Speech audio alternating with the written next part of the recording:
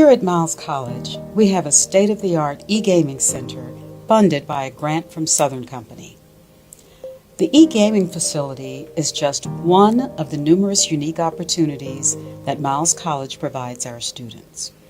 We're fortunate to work with companies and organizations such as Microsoft, Apple, FedEx, FedEx Freight, Honda, the NFL, the Fox Network, NASCAR, Kemper, Alabama Power Company, the Propel Center, and Regions Financial. Thanks to collaborations with companies like PlayStation CareerWorks and HyperX, our students can participate in something most colleges do not offer.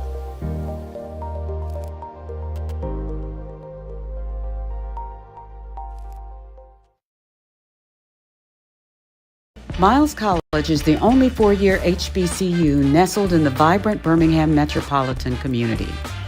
For 125 years, our institution has been more than a mere college. It's a cherished extended family and a steadfast pillar within our community. We offer a holistic educational experience that fosters growth across all facets of life. Join our esteemed Golden Bear family. Let's shape a brighter future for individuals, families, and society at large.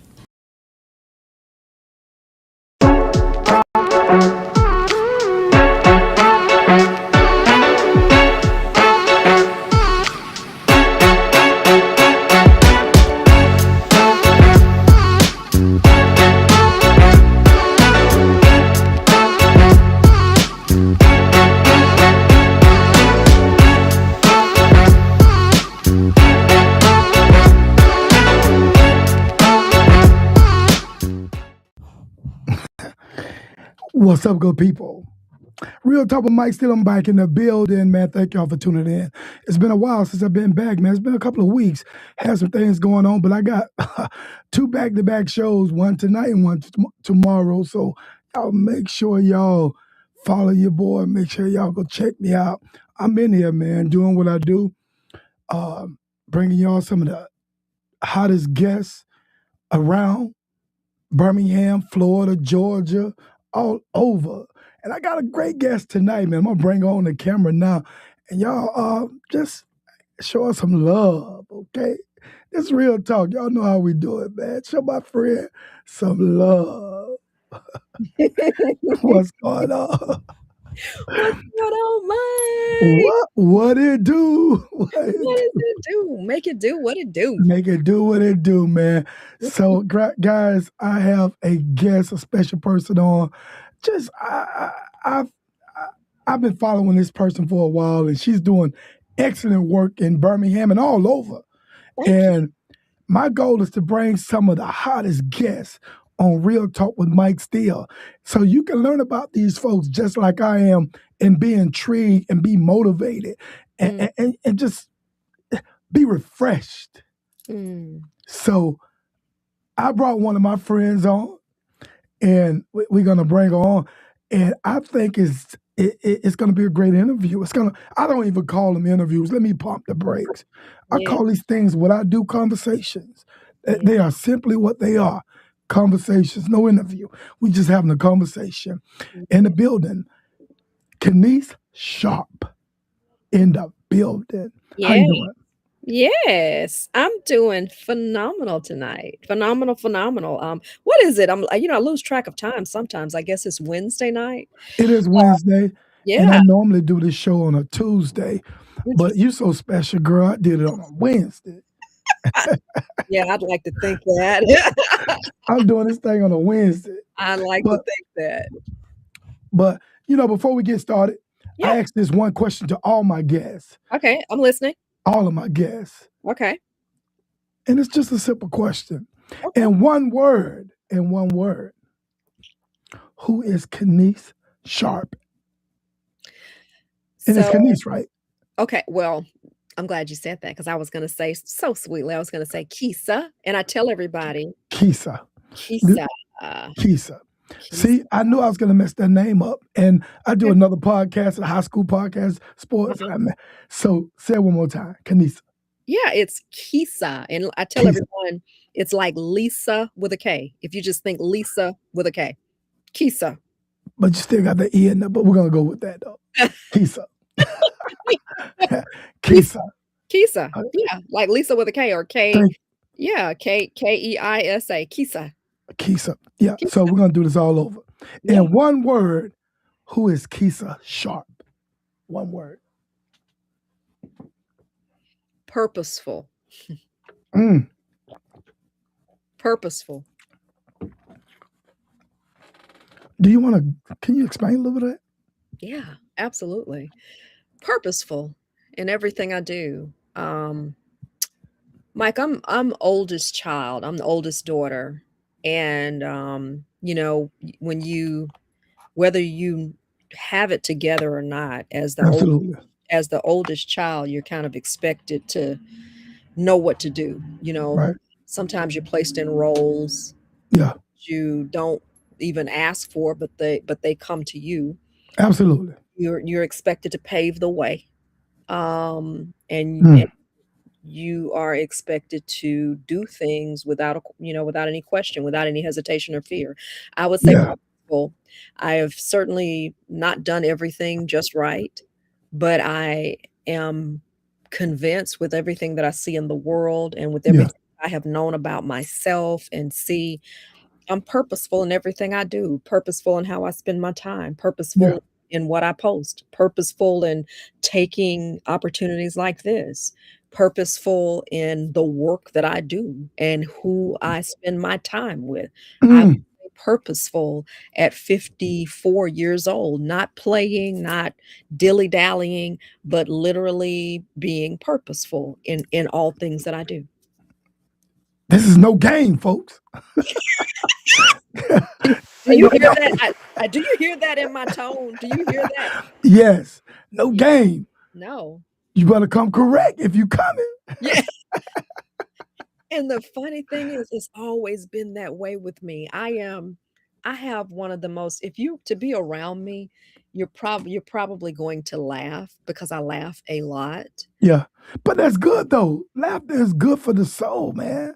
Yes. Yeah, go ahead Yes. though, man. You can't be all stuck all up and No. stuffed shirt. I'm talking about anybody, any of us. Go ahead though. Oh, I laugh all the time, but there is a seriousness in what I do. There's a seriousness about me, and it's always been that way. Yes. Maybe that's oldest child syndrome too.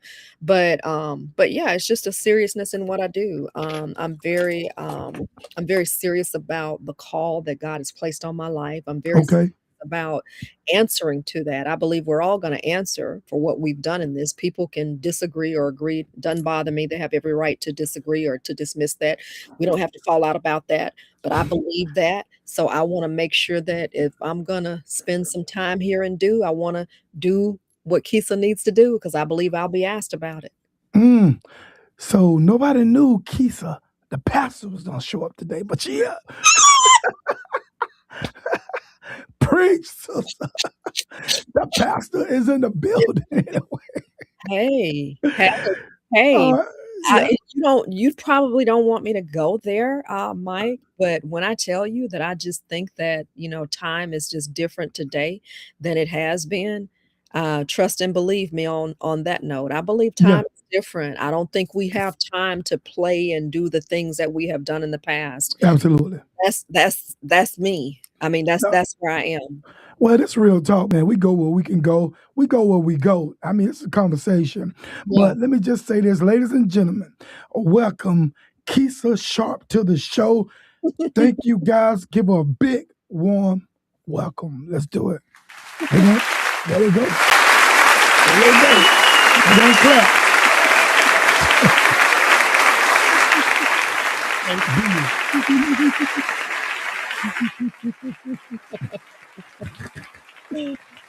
These folks gonna clap for you, girl. They go, they go What'd clap. you say, Keisa, the pastor is showing up in the building today. Has shown up. Is in the building. Yes. She's here. Every once in a while, but you need that good word to lay on you now. Come on now. Listen, Like, but what I'm hearing you saying in the whole grand scheme of things, when you just spoke that quick sermon, I mean, life is short, man. We ain't got time for me playing around. yeah. And it's purposeful. everything that we're doing is for a purpose and a meaning, Yeah. And I think you, on the other hand, you basically said to me what I understood that, you know, maybe that's the oldest child, one of the characteristics of an older child. But for me, uh, I'm not an older child, and I didn't always did things with a purpose. But when I got older, I realized that I needed Mm. to do things with a purpose. Mhm. You understand what I'm saying? So I'm more purposeful now than I ever been before. Yeah. Yeah.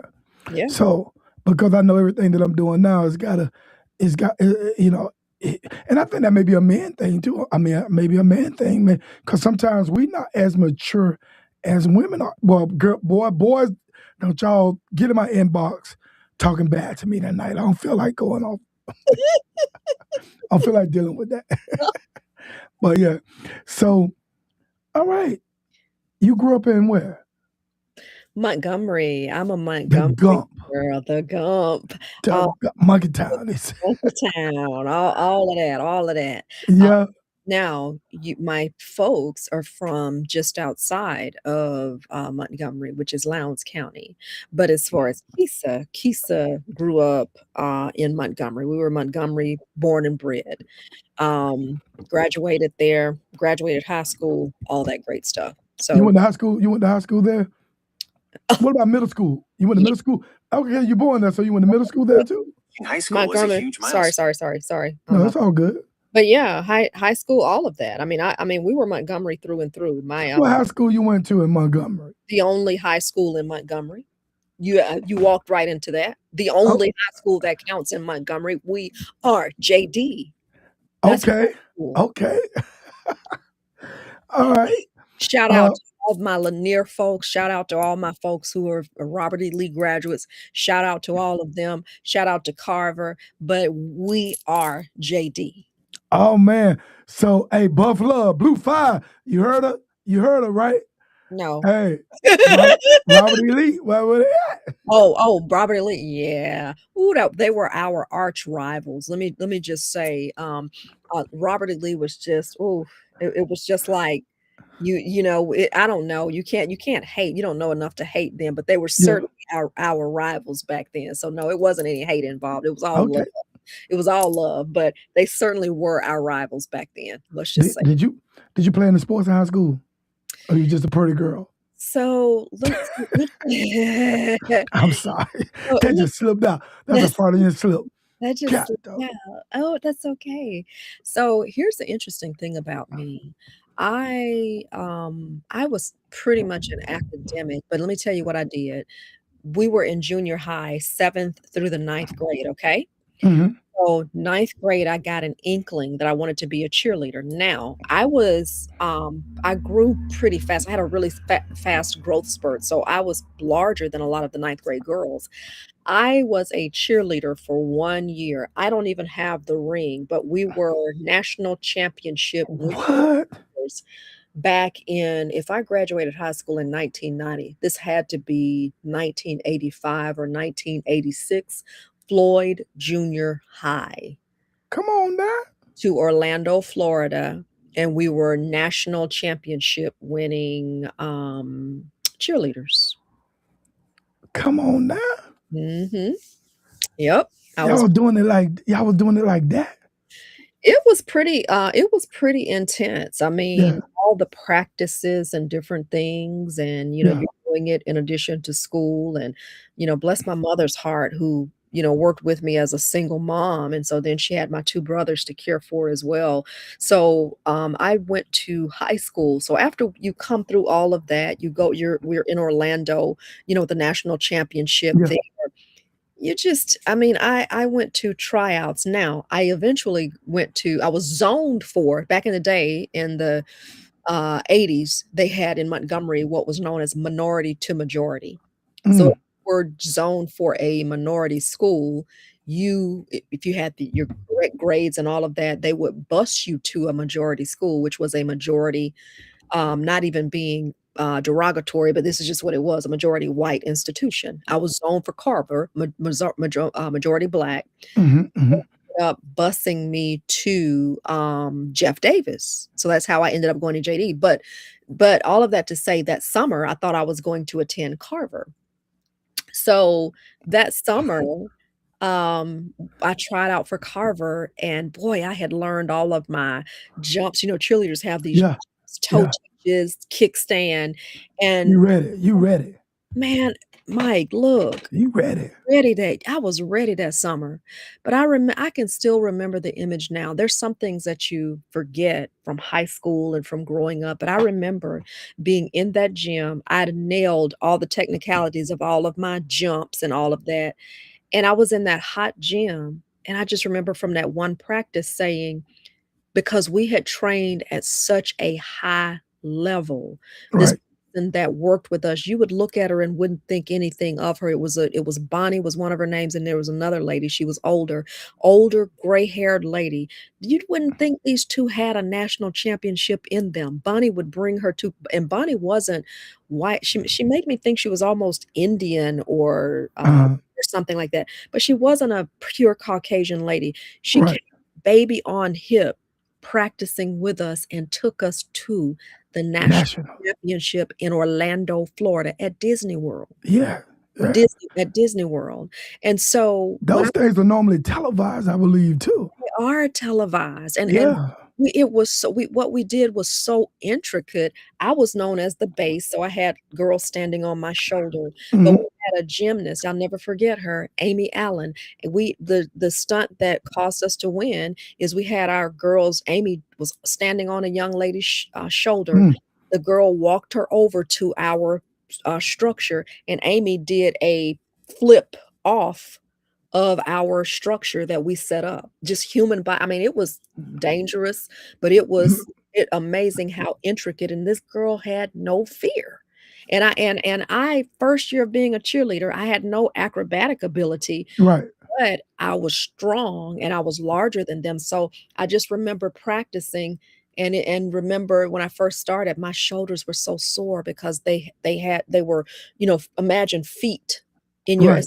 So these ladies had to take me, who never had any cheerleading experience, all the way to be a national championship, who never had anybody stand on her shoulder before. Think about the gift that was on that lady's life. I wish I could call her today and shake her hand Mm. and find out where she is.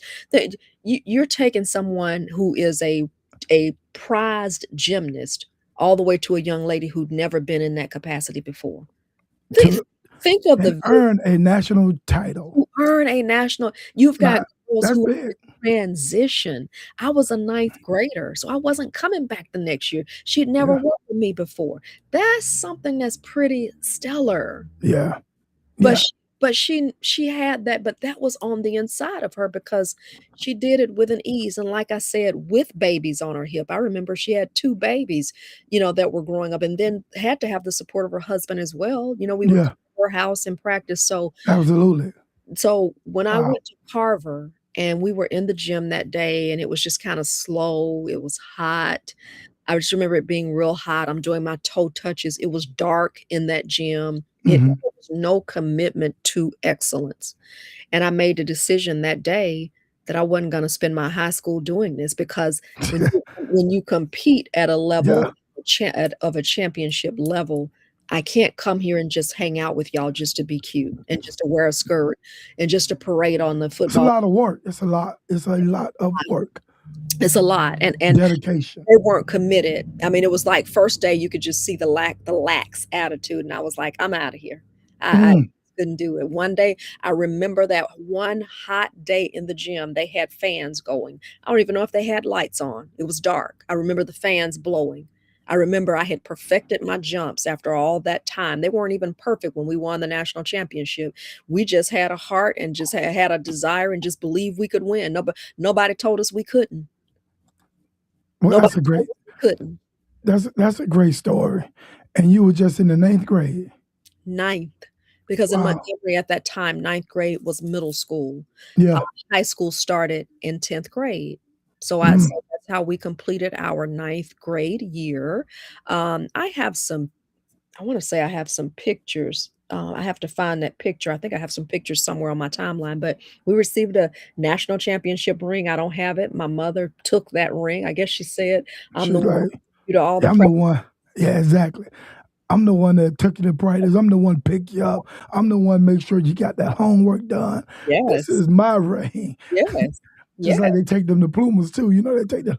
Yes. Yeah. Yes. Well, your diploma and my mama got it. Yes, yes, this is my investment. I mean, Yeah. and think about it, the fact that she did and she had to work and raise us and do all of that, it's a lot, especially with what I was doing. It was a lot. Yeah, and you mentioned that your mom, you was in a single home, Yeah, single parent home. Yeah. Okay. Yeah. yeah, And yeah. yeah, I never knew my dad, so and my Mm, mom died when I was 11 years old, so, wow. yeah, Now, yeah. who raised you? Who raised Hmm? you? I raised myself. No, I just play. I'm just joking. I'm joking. Maybe I not. Maybe not so. no, my grandmother. Okay. Yeah, Yeah, yeah, yeah. It's tough. I'm sorry. I'm yeah. sorry it's tough. It's all good, man. That's what this show is about too. Some of just being transparent enough to talk about Yeah, life and yeah, what shaped you to become the person that you are today. yeah. And it's okay, sometimes when you're young, you may struggle a little bit, but when you understand life and and you become okay with who you are, it Mhm, takes time mhm. that you realize that, hey, also too, it helps me to understanding folks who life was a lot worse than mine growing up, you Yes, know. So that can put things in perspective fast. yes. So yeah, m- so middle school, high school, you cheered. Now that was it for you with sports. And Mhm. would you consider yourself a popular kid in high school? You was smart. You was a nerd though. So So that's interesting you would ask me that because I don't think I was popular at all. Now in junior high, I was somewhat popular, and I remember the first year that I ran for homecoming court. I was for a representative as my first grade year there, which would have been 7th grade, I lost. And that I was really disappointed. I think people liked me, but as far as being the girl who was always popular with people, not really. I definitely think I had a place though. right. Whatever I had, it wasn't enough to catapult me to do that. So I find it very interesting. I'm going to tell you an interesting thought here. Mhm. Another thought of my Please. junior high is I remember a girl group that was so mean to me. There were about Mm, 4 or 5 girls, and these girls were so mean to me. mm, They really excluded me from the group, and, the teachers have such an imperative and important job because we all remember that book, The Ugly Duckling. Do you remember that book? yeah, I remember that book. Yes, I do. The Ugly Duckling was about a duckling that was left out and because and he looked different from all the other ducks or she or Hmm. whatever it was, but Yeah, basically in the end, it grew up to be, um, a beautiful duck, but yeah, it stood out, it was ugly, it wasn't yeah. accepted, and I felt like that's how my junior high was because there was this group of girls, they were so mean and they intentionally left me out of their little girl group. So fortunately, and I could never understand that. I could never understand why I never really had the friends and all that stuff. But when I went on, and as I went on to see as an adult what God was doing through my life and Yeah, how He was using me, I kind of started maybe to understand just a little bit more that sometimes people see some things in you, and that so you don't see it. that you don't see, and Yeah, it's something about you that they don't like. There and yeah, God, the places I have gone, there are plenty of places I still would love to go, but I look at what the Lord has put on my life and what has yes. happened. But if I'm honest, I remember that very vividly how mean these girls were. Mm. And I remember that even in college, I didn't Mm. was really I was telling someone, that when I went to UA, I just was talking to one of my, friends tonight and said, "You know, I went to UA." He was asking, "Well, where did you pledge?" Alpha Kappa Alpha, sorority. I said, "Well, I went to the information meeting at UA." He said, "Did you pledge it when you were at UA?" I said, "Well, no, I went to the informational meeting there, but they told me and my roommate at the time, 'Not interested in you, come back.'" I was Hold on now. At UA, the girls, the alpha, that you talking about the AKAs at UA Yes, said they wasn't interested in you guys come back. yes. They Wow. went to an information meeting there, and we were told, "Come back."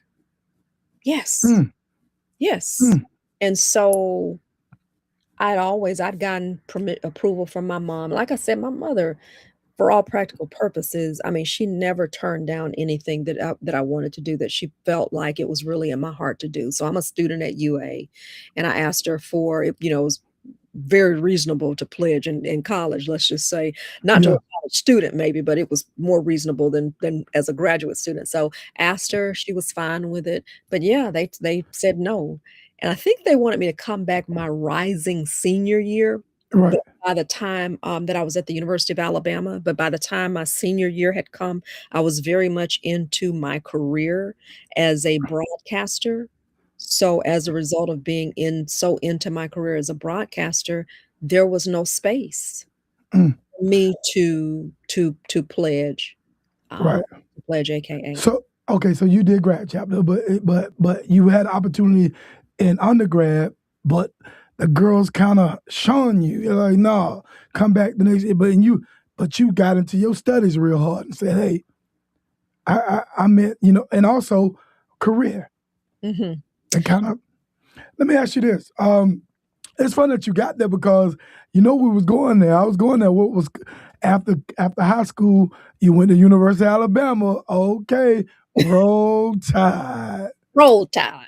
Roll roll but tide, if you have to say it like a Southerner, Roll roll Tide, tide, roll tide, Roll Tide, roll tide, Roll Tide. It's like roll tide. That's it. That's it. Um, now just put a pin there for 1 second. yeah. Did you ever think about going to like Bama State is right there in the gump. Now, let me Bama tell State, hold on. Okay, okay, hey, I'm trying to get crunk. There it is. Bama State, baby. Bama State right there. so let me tell you what I did consider. You're getting all the goods tonight because let me tell That's you. that's what I was hoping to get some goods. Listen, you're taking me back because let me Mhm. tell you, although I didn't want to go to Bama State, that was too close. I wanted to really leave, to kind of get away from home. Okay, A little too, that's I was reasonable. Yeah, yeah, it wasn't like I was just so in love with Montgomery that I thought, "Gosh, I've gotta go to Bama State and just be Yeah, right there." I was like, "Nah, yeah, yeah, travel." I didn't, yeah, some things God gives you because I just never had in my mind like, "Oh, I'm just gonna stay right around here around Montgomery." No, I didn't love it that much to do that, but and it's interesting to me that I see some of the people who did, some yeah, people, and it's no knock because everybody has a different purpose. So yeah, my yes, purpose was to yes. travel. So no, but where I did want to go, there were 2, HBCUs that I did want to attend. Okay, One that I wanted to attend was, Howard University, but it was just a little too yeah, far. yeah. And the second one that I really wanted to attend for whatever reason, I don't know why I latched on to this one, but I really wanted to attend Fisk. Fix University. Yeah, Yes, I yeah. really wanted to attend Fisk, but That's when a, I both good schools though. They yeah. are. Both are great schools. Yes. Yep. Um, I don't like I said, why I attached to Howard and why I attached to Fisk, I'm not quite sure, but Bama State Absolutely not. A little too close for me. Absolutely not. In Montgomery, I was not that enthused with Montgomery to even go there. I wanted to get the heck out of Dodge, as they say. As Um, quick as possible, huh? as quick as possible. And one of the reasons I chose, UA, well, did I choose it for this? It ended up working in my favor because, I really went through several, majors. I thought I wanted Mhm. to do pre-law. I majored in pre-law. I majored in economics. I changed my major to mathematics, and then the final one before I hit communications was industrial engineering because I was really good at basic math, and Okay. that was a no-no. It's like, what was I thinking? I thought, "Be an engineer, make a lot of money." No, not what I wanted, and so after that, I just said, "You know what? Let's go with what's in your heart, sweetheart, and it's in your heart to be a communicator. So, we're just Wow. gonna do that." And so, the start of my 5th semester there, which would have been, going at the beginning of my 3rd year, I went into communications, and my roommate told me, she said, she said, "You found what you're supposed to do, because 'cause Oh, you're really? always talking about." Yeah, my roommate to just show you how spirituality is weaved in everything. This girl could not stand me. I mean, she was so mean. Oh god. I mean, she was just mean and oh, she was just mean and Your roommate was? oh god, and she was stuck up. Very cute girl from Birmingham, but she was just so stuck up. I mean, she was really she was a pretty girl, so a lot of the guys wanted to talk to her. Mm, And, so I think she was a little arrogant, kind of carried herself in that manner, like, real pretty long hair. right. So a lot of guys wanted to talk to her, so she was just really, really arrogant. And let me tell you how funny it was with her. This girl had a car. We used to go places, and then I didn't even know she had a car until about 3 or 4 months there because she never offered to drive. She would always ride with me. "We're gonna go wanna go so and so?" "Yeah, uh-huh, okay." Wow, you're kidding. No, I cannot make this stuff up. That's the beauty and the danger of college, because the beauty and the danger of college is you start learning life, but you learn some really hard lessons in the fact that people can be schemers. I mean, I went through a lot in college, man. Like, then I moved out on my own. I had a stalker when I was on the radio. Whoa. Yeah, I had a stalker. Listening to the radio, just stalking you. Yeah. Man. Yeah, and it was a guy who was my friend, and he kind Man, you know what? That's funny that you mean. Most stalkers are sometimes the people that know you. they most often are people who Yes. and they become obsessive, so as I was talking to this guy, rather than I don't know why he assumed that I wouldn't like him, but we just didn't have the relationship where it was like He know. Guys know. They know. I'm To like, my, "Yeah." you Like, to what my, guys know? yeah, they know if someone liked them or not. Oh, gotcha. Yeah. I think I didn't like him as a boyfriend, I liked him a lot as a friend. Yeah, we know that too. We know who, yeah. Sometimes it's a small percentage that sometimes may catch you off guard, but Yeah, most of the time, man, we know. most times Yeah. y'all know, don't you? Yeah. And so his whatever became an unhealthy obsession, complete with the phone calls, complete with coming to the apartment that I lived in. I lived on a bottom floor apartment, and I would have Nice. to, go out. I worked on the radio station at the time on WTUG, Mhm. and so I would have to leave out at ungodly hours, and I remember my mother sending one of my brothers up to stay with me for a little while. My dad gave me a handgun that I didn't know how to use. Good job, Dad. Yeah, he took me out on his land in Lowndes County and said, "Come on, we'll teach you how to shoot this 22." So Right up in your put that thing. well, but here's the problem. Here's the problem. Divine intervention. I pulled that gun because one night he was at my window. I turned around, I had just come out of the restroom getting ready to go to sleep. He was at my window and I just saw somebody's hand doing this. He was unscrewing the light bulb or something. Jesus. And I said, I yelled out of the room. I said, get away from here. So I went and grabbed the gun Right. and I tried to do this, but the gun jammed. Mm. So You that, better thank God. thank God it jammed. Yeah. I had no business shooting. And you think in retrospect, but as a that's why as a parent, you have to but parents are overwhelmed sometimes. Yeah. Because, my dad gave me the gun, but he didn't really come and see. It was one lesson in his field one day. He didn't really come up there and see what it looked like. And, okay, you're on the first floor. So, nah, here's a better situation. It was like, here's a gun, take that and go if you have any other issues. But, the wisdom was you don't need to be firing this gun because you're here on this first floor and this could really hit somebody and you could kill somebody innocent. It could miss him altogether Yeah. and go in somebody's apartment. So thank God when that happened, I said, what happened? So I have to give God credit for caring for me when I didn't know how to care for myself. And when that happened, I said, enough.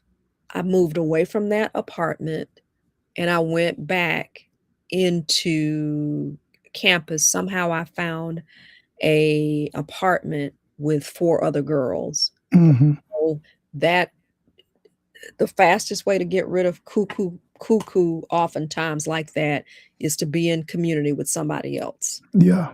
Yeah. I never had an issue with the stalker. He magically disappeared when I moved in with those 4 other girls. He Mm. magically disappeared, and some Wow. of them had boyfriends. So, I mean, you just don't. Now, some, in 2026, some of these folks are, he could have still been on one because in 2026, what I'm seeing with some of these guys as they stalk women, they go through no lengths. They go through, various lengths to do it. Jesus. Man, yeah, absolutely. And having this conversation with you now just make me think about my daughter, who who is a freshman in college right now. It's her first semester. Yeah. And uh, I don't think I ever put that much thought into what really goes on some of these campuses. You know, and maybe I don't know why, but I hadn't had that conversation. But I will have a conversation with her. I did tell her to protect herself and all these things, but I didn't go to that extreme, if that makes sense. Mhm. I didn't. But hearing it from you make me think I need to. So, man, you at UA, you lived off campus, you lived on campus. How you describe your whole experience as a whole at UA? You know, Preparation okay. for the real world. Mm. It was I remember the summer before going to UA when I went and stayed there by myself. You kind of do like a preview tour. And so I drove up there and I stayed there maybe it was either a couple of days or a couple of weeks. Don't remember right now, but basically they give you a chance to come up and preview the campus before. And it felt really lonely because I knew it was a chapter that was new, but I just had no fear. I mean, I just was always the one. You Hmm? No, you said you had no fear. I was just thinking about just take the reign, just Yeah, go for it. yeah, yeah, Yeah. yeah. I may be a little more. I'm more thoughtful now at 54, but that was preparation. I mean, I felt the loneliness and I felt the transition while I was there, and I remember looking out over the campus and everything, and but I was prepared to do it, and you go there for 5 years, you live your life. God protected me through all kind of crazy stuff, probably Hmm. things I didn't even see or even Yeah. know, and Only the grace of God. Yeah. only the grace of God, Yeah. and like I said, it was a safety I never had those issues when I lived with girls. It was when you go by yourself, and and you have to just be extra mindful, as a woman, especially somebody who was on the radio at the time. Yeah. And mhm. It, you mentioned radio a couple times. And also you mentioned you was working maybe up in your senior year in radio. Yeah, Okay. at 2 radio stations. Can you because I was going to ask you about your first job in broadcasting. So what were you doing at these jobs? So I was so one deal that I did before I was hired by WTUG FM. I was the news director there, and all that Okay. fancy schmancy term for I was a news anchor. I told the news, and I would get up and be there at 6 a.m. in the morning. I lived 5 minutes away on Skyland. For those who are in Tuscaloosa, you know that if you're from Tuscaloosa. Or did you say you're from? No, you're not from Tuscaloosa. Yeah. I'm from Florida. You're from Florida. I was talking Yeah. to somebody else who's from Tuscaloosa today. So I lived on Skyland, which was just a few minutes away from the station. Get there at 6 o'clock, do the news, and sort of banter back and forth with the gentleman who hired me, Steve Sloan. Okay. So we did that from 6 until 9. I had classes. I was in my senior, and the interesting note about me was that I was a 5th-year senior. So I did 4 years. And the 5th year was kind of like the crystallization year for me. I was not on the 4-year plan. I was on the 5-year plan because Gotcha. I had wasted like a year, probably 2, Trying to figure out a major. to figure out a major. And Yeah. the UA instituted the forgiveness plan in which they forgave your 3 lowest grades, so that was amazing. And got that off of my transcript. But yeah, I was working my senior year, and I would do TUG from 6 to 9 a.m. I'd wake up about 5:30, do that from Uh-huh. 6 to 9 a.m. I would then go to school on UA's campus from 10 till about 2. Your classes were an hour long. So you go 10:50, maybe 11:50, maybe 12 to 12:50, or 1 to 1:50. And then I would go work from 3 until 5 at WUAL, which was the Mm. radio station on campus. I wouldn't work there every day. I did TUG every day, but I think I did WUAL Tuesdays and Thursdays. TUG was to help my voice, because I was responsible for pulling the news. WUAL taught me how to report. It was about reporting and telling a story. So I learned the mechanics there. I learned Right. the logistics of radio and training and developing my voice at TUG. Excellent. So you've been at this thing for a long time. And back at it. I'm on V94.9 now. Yeah. Yeah. As a radio news anchor, as well. So I've been at this thing for a long time, as you say, all facets of communications, from broadcast to print journalism, to public relations. I'm Wow. a self-published author as well, when it's not No, everybody's publishing a book now. no. Hold on now, because I didn't know this. Yes, You wrote a book? a couple. A couple books. Well, So look. Okay, name one of them. I'm just asking. Now is the time for your new beginning. Okay.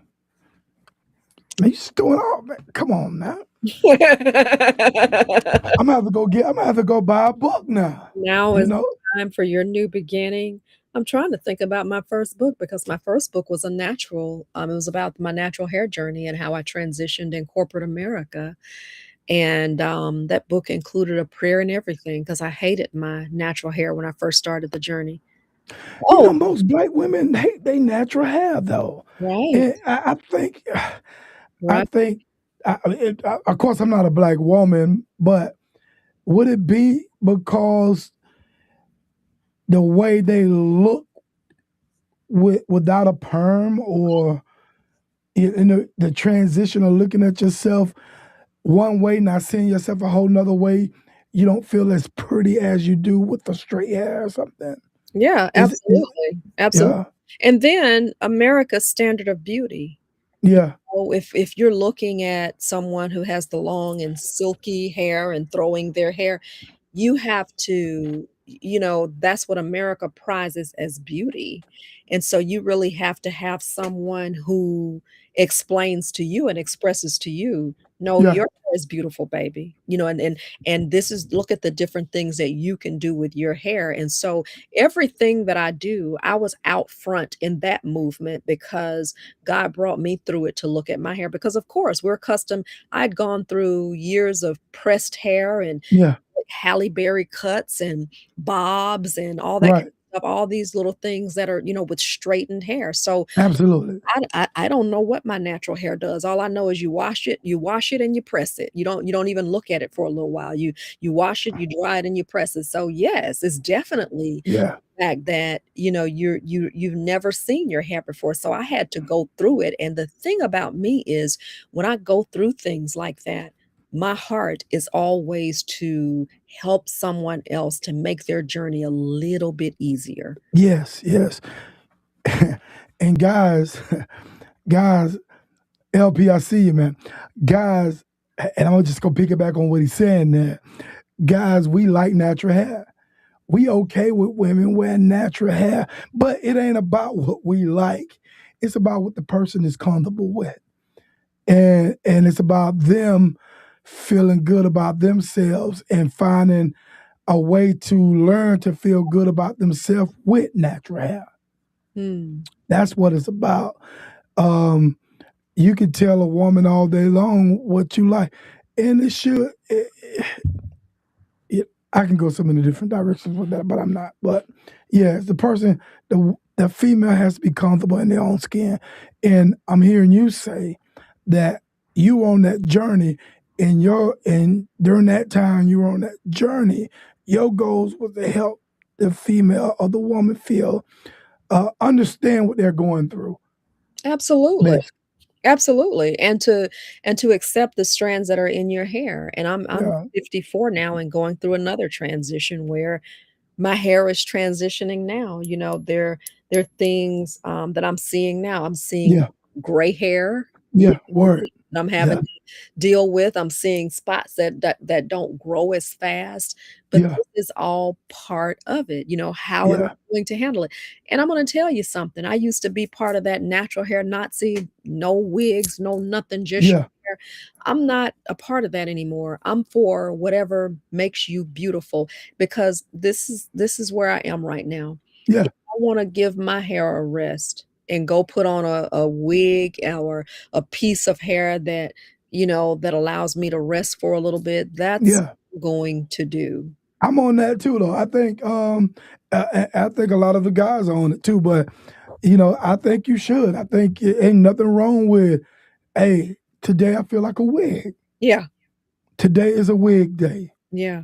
Yeah, who's to say it's not? You know what I mean? Yeah, yeah. Yeah, I yeah, mean, all the things that we have made to be a big deal, in essence, is really not. Because think about it. I mean, to live life at the highest level, natural hair, everybody's on that natural hair tip now, to be honest with you. But when I started, they weren't. But if anything can become a hindrance to you, because even with natural hair, there is a maintenance that goes along with it. There are come on now. A things that big maintenance. there's a big maintenance that Yes, goes it along with is. natural hair. So to give yourself women are in all these different roles. You guys are too. But you're in these different roles. So you're a mother, you're working outside the house, you are trying to take care of yourself, you're trying to do this, you're trying to do that. You know, I mean, sometimes it's like whatever I can do to buy myself a little freedom.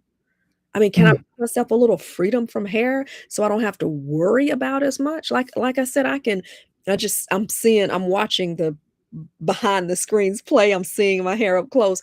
I mean, I'm going through a transition now. I mean, I'm going through, some things now, put color in my hair, and my hair is just like, I really didn't like that. So I'm having to kinda go through a transition now with my hair. But here's the thing, Mike.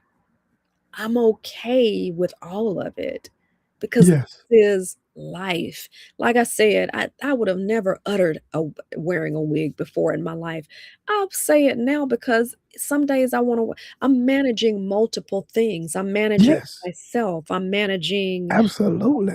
managing the coach. I'm managing some other things that I'm income producing materials. I'm in a creative space where I'm thinking. Then I have ministry. Yeah. Then I You have got church. girl, you gotta go. You gotta get to going. And Yeah, part of just having is one thing. Some days it's just those days you gotta put that wig on, put it on right, and keep on moving. keep moving. And with a smile. And But with you but let me just say this, and you're a beautiful lady. You thank, if you choose to wear a wig or not, you're beautiful in your own skin. thank you. Yes, You. yes. Um, just to go back one step, because I wanted to ask this question, and you've been in broadcasting a while. Mhm. How difficult it is for Black women in that space?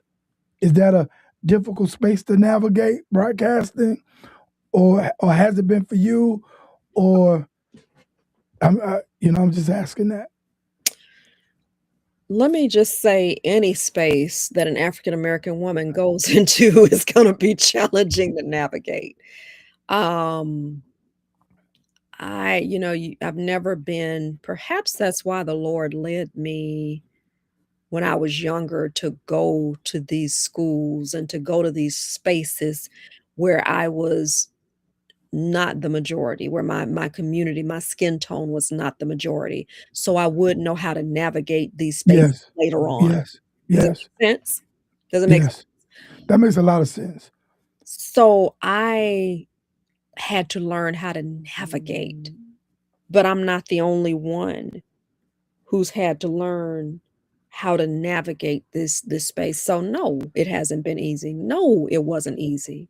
Because you don't have a lot of support or people who look like you. You have some, but if you Yeah. could imagine being in the uh, for lack of a better word, when you're in the position of an anchor, it takes a really secure other woman who's in that position to help you or to be a Hmm. support to you. And a lot of times I've been in spaces where you don't really have that. I transitioned and went to corporate America.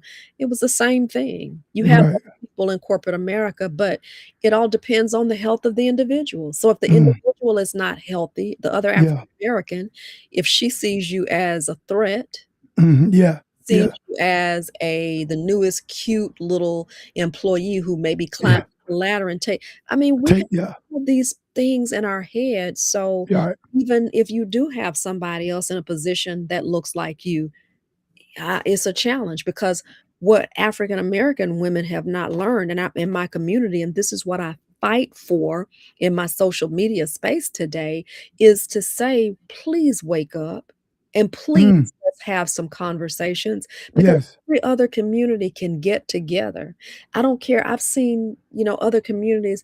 The lady doesn't care if she's 300 pounds and this new lady, the partner that she's working with who looks like her, who's in her same community, she can be 150 pounds, cute and petite. They're going to do this. They're going to come together. Hmm.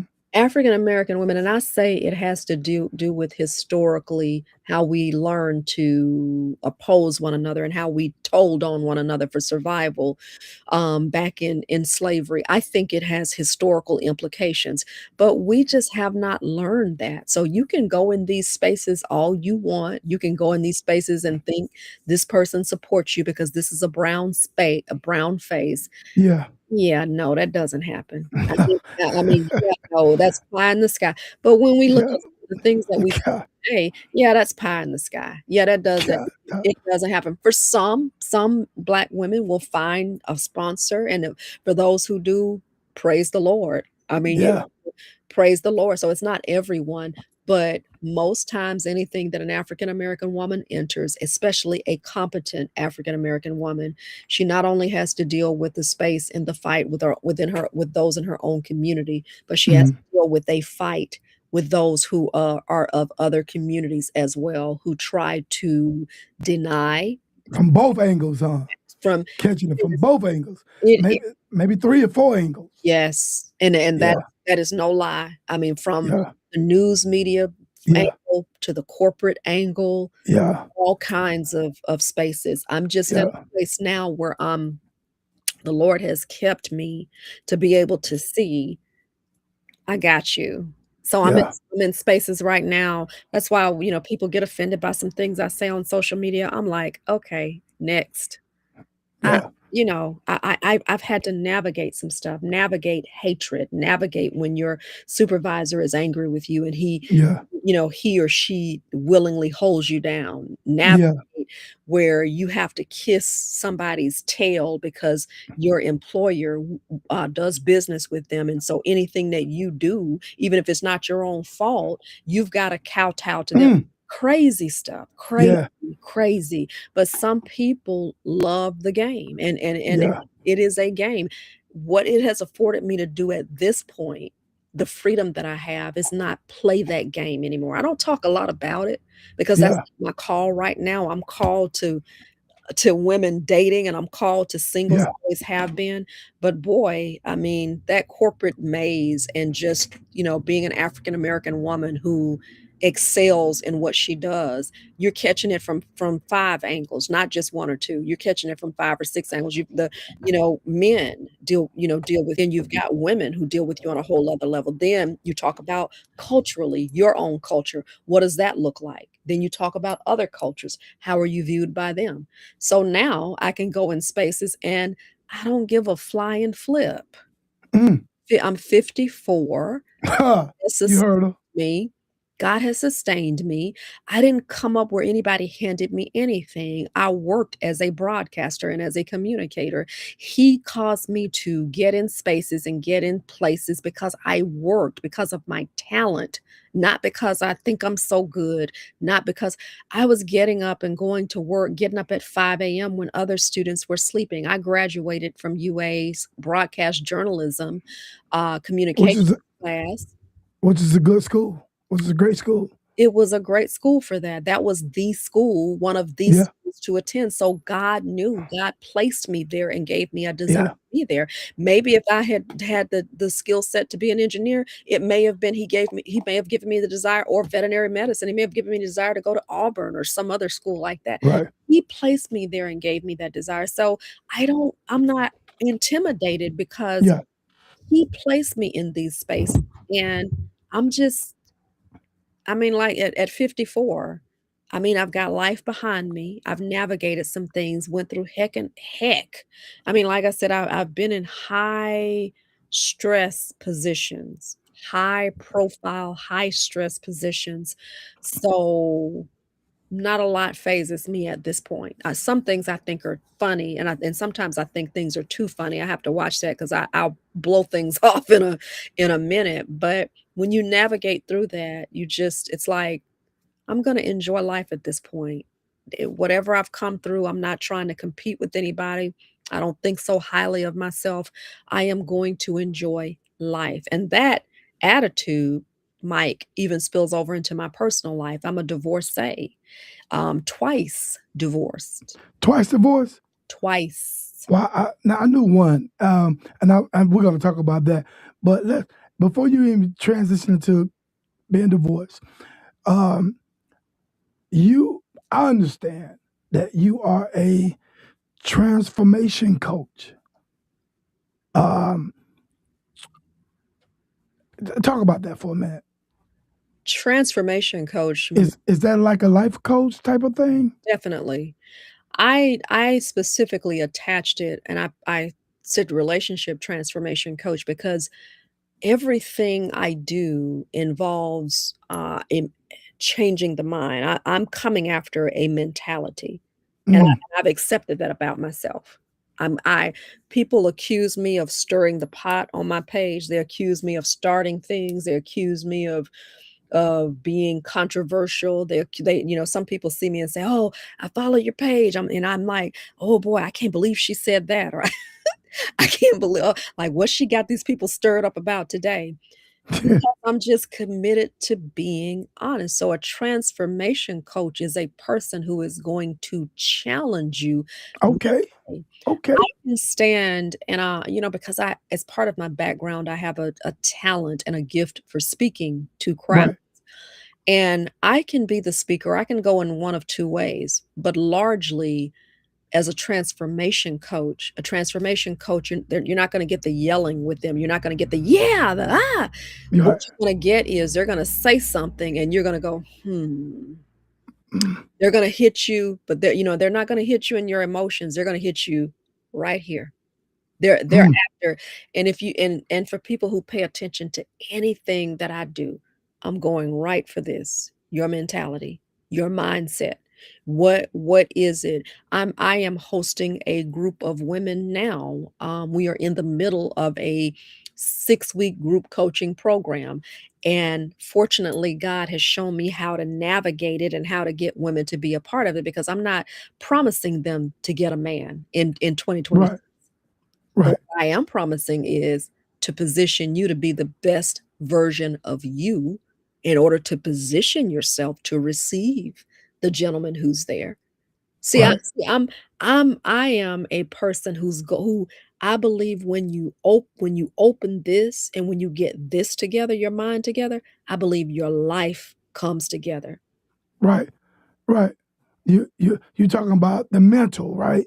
Absolutely. So if you can get your thinking, I call it stinking thinking. Yes. Stinking thinking. Yes. You can get that under the wraps, then you will see a transformation in Yes. your life. Yeah. Yes. Yeah. Bad thinking drives negative behavior. Yes. Yeah. Yes. So absolutely. You can get a better thought process. And it's basically cognitive restructuring, basically Yes. restructuring, the thought process, making a better, getting rid of some of those distorted thinking errors. Yes, yeah, and I look, like it. say, "Hey, Mike, can I add a plug in for our group coaching program?" Ma'am, hey, if you didn't, I would be upset.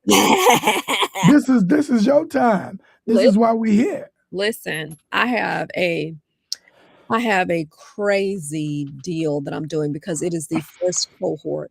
So for those of you who want I am the person who will eliminate all of the middle steps. After this week, I'm not going to do it. I'm gonna focus on my second cohort, but we are getting ready. Have we done 1 or 2 weeks? The time is rolling.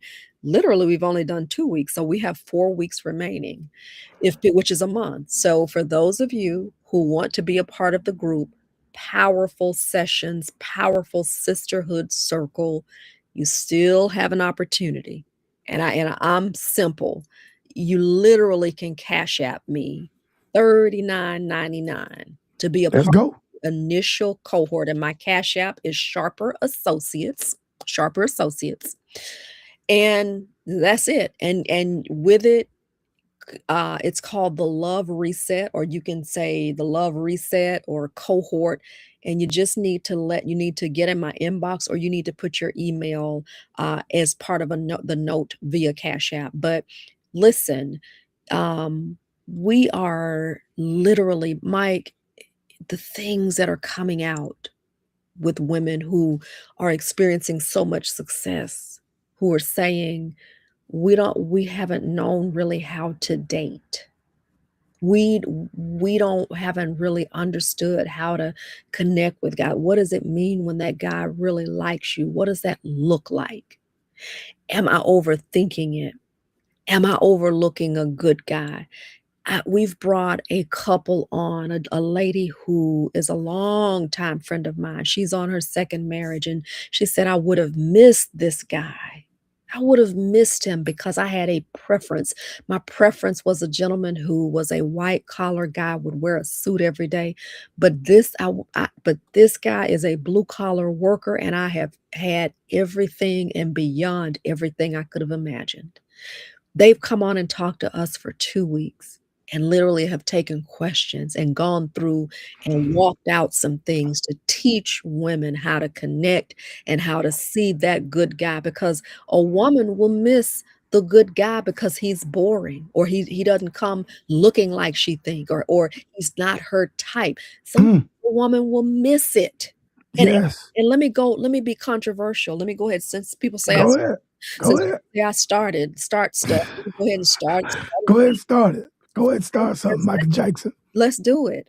I dare say people have missed their significant others that may have been for them, perfect for them at certain times. In some cases, now the great thing about God, I believe, is I believe God doesn't just limit us to one person. Thank God for His mercy. He said, "With Him, nothing is impossible."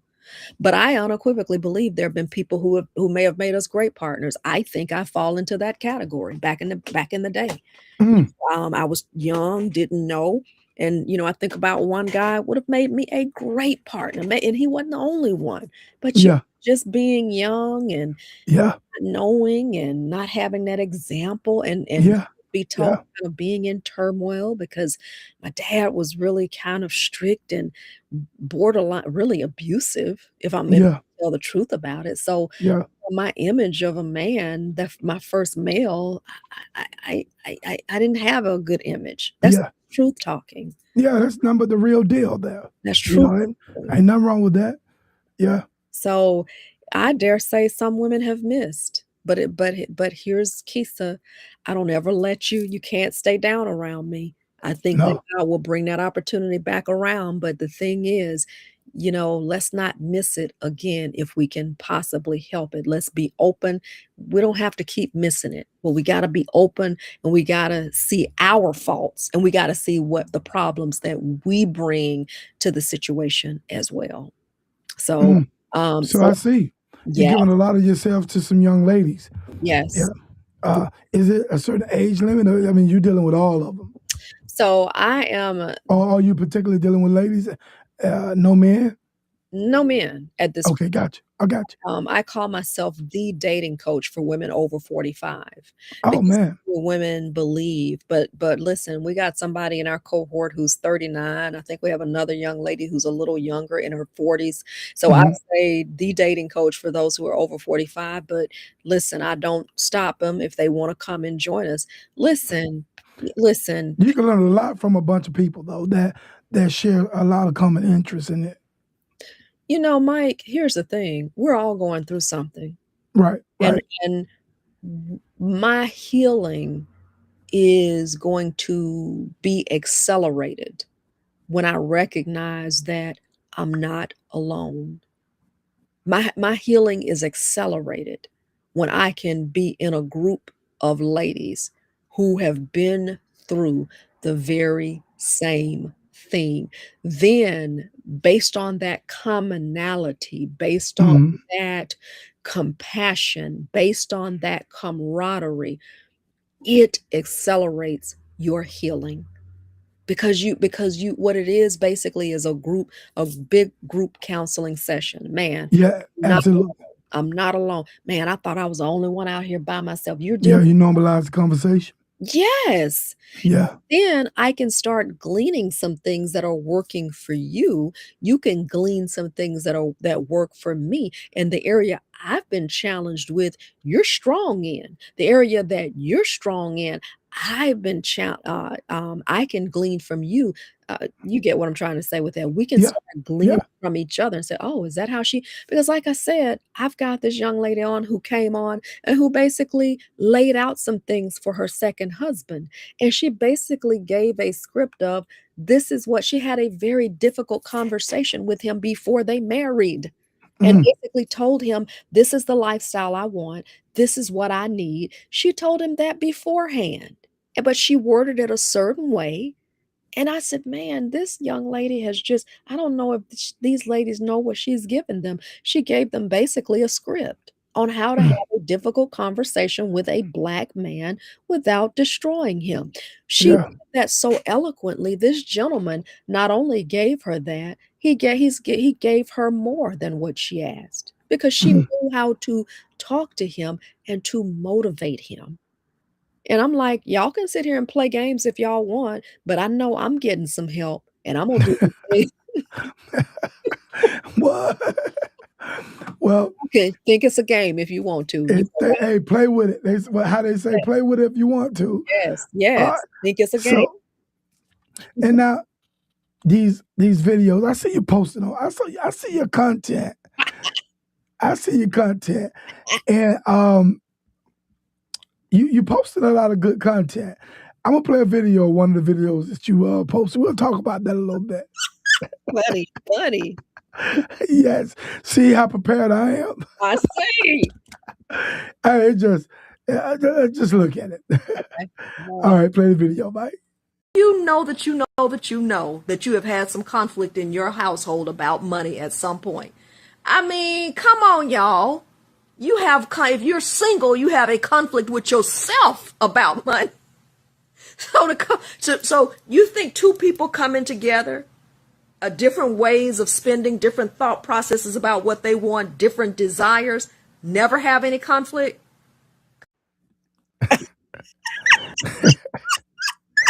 There you go.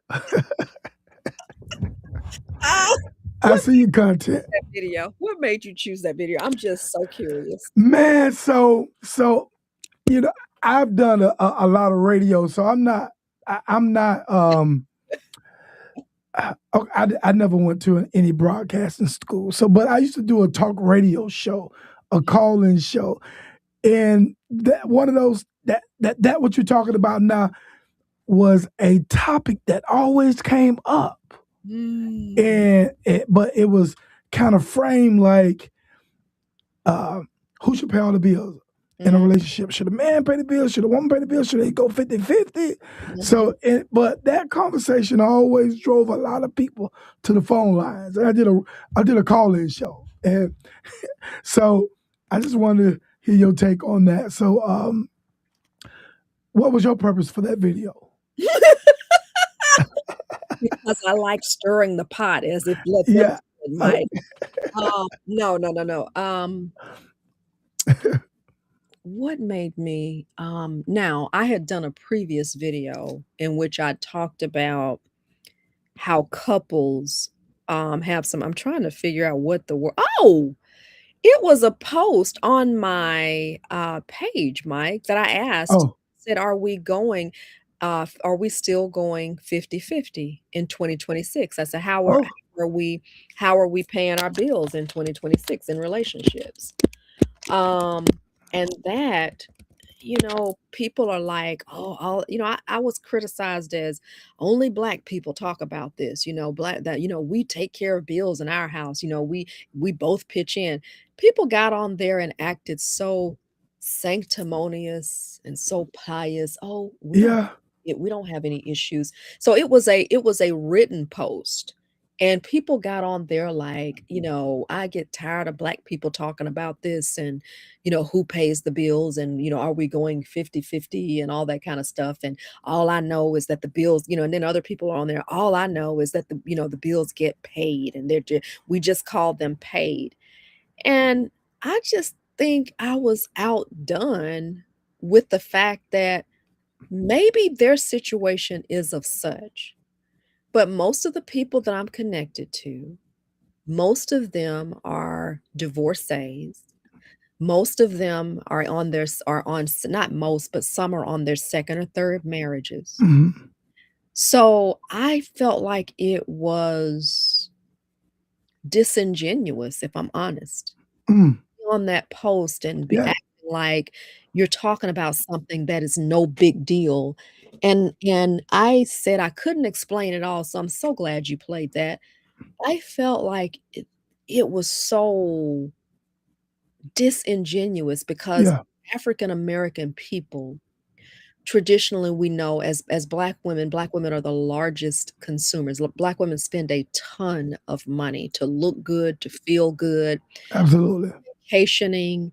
And if we think we're living our best life, but but what I would want to say is, we're carrying the designer bags, we're driving up, and I'm not knocking that. I've gone through that phase, I've done all of that.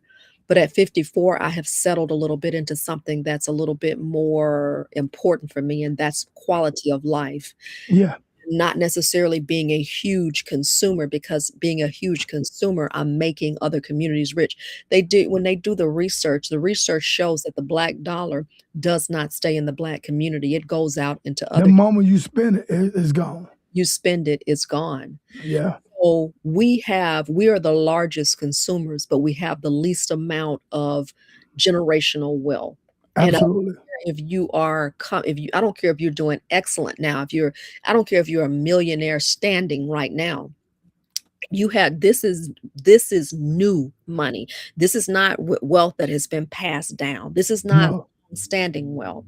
So to act like, why are we having a money conversation because we're living in a nice house and driving nice cars, when so many people are a paycheck away from yeah. disaster? So many people are. Even the people that got mad at you for the conversation. Even the people who got Yeah. mad at me for the conversations. Well, let me say this.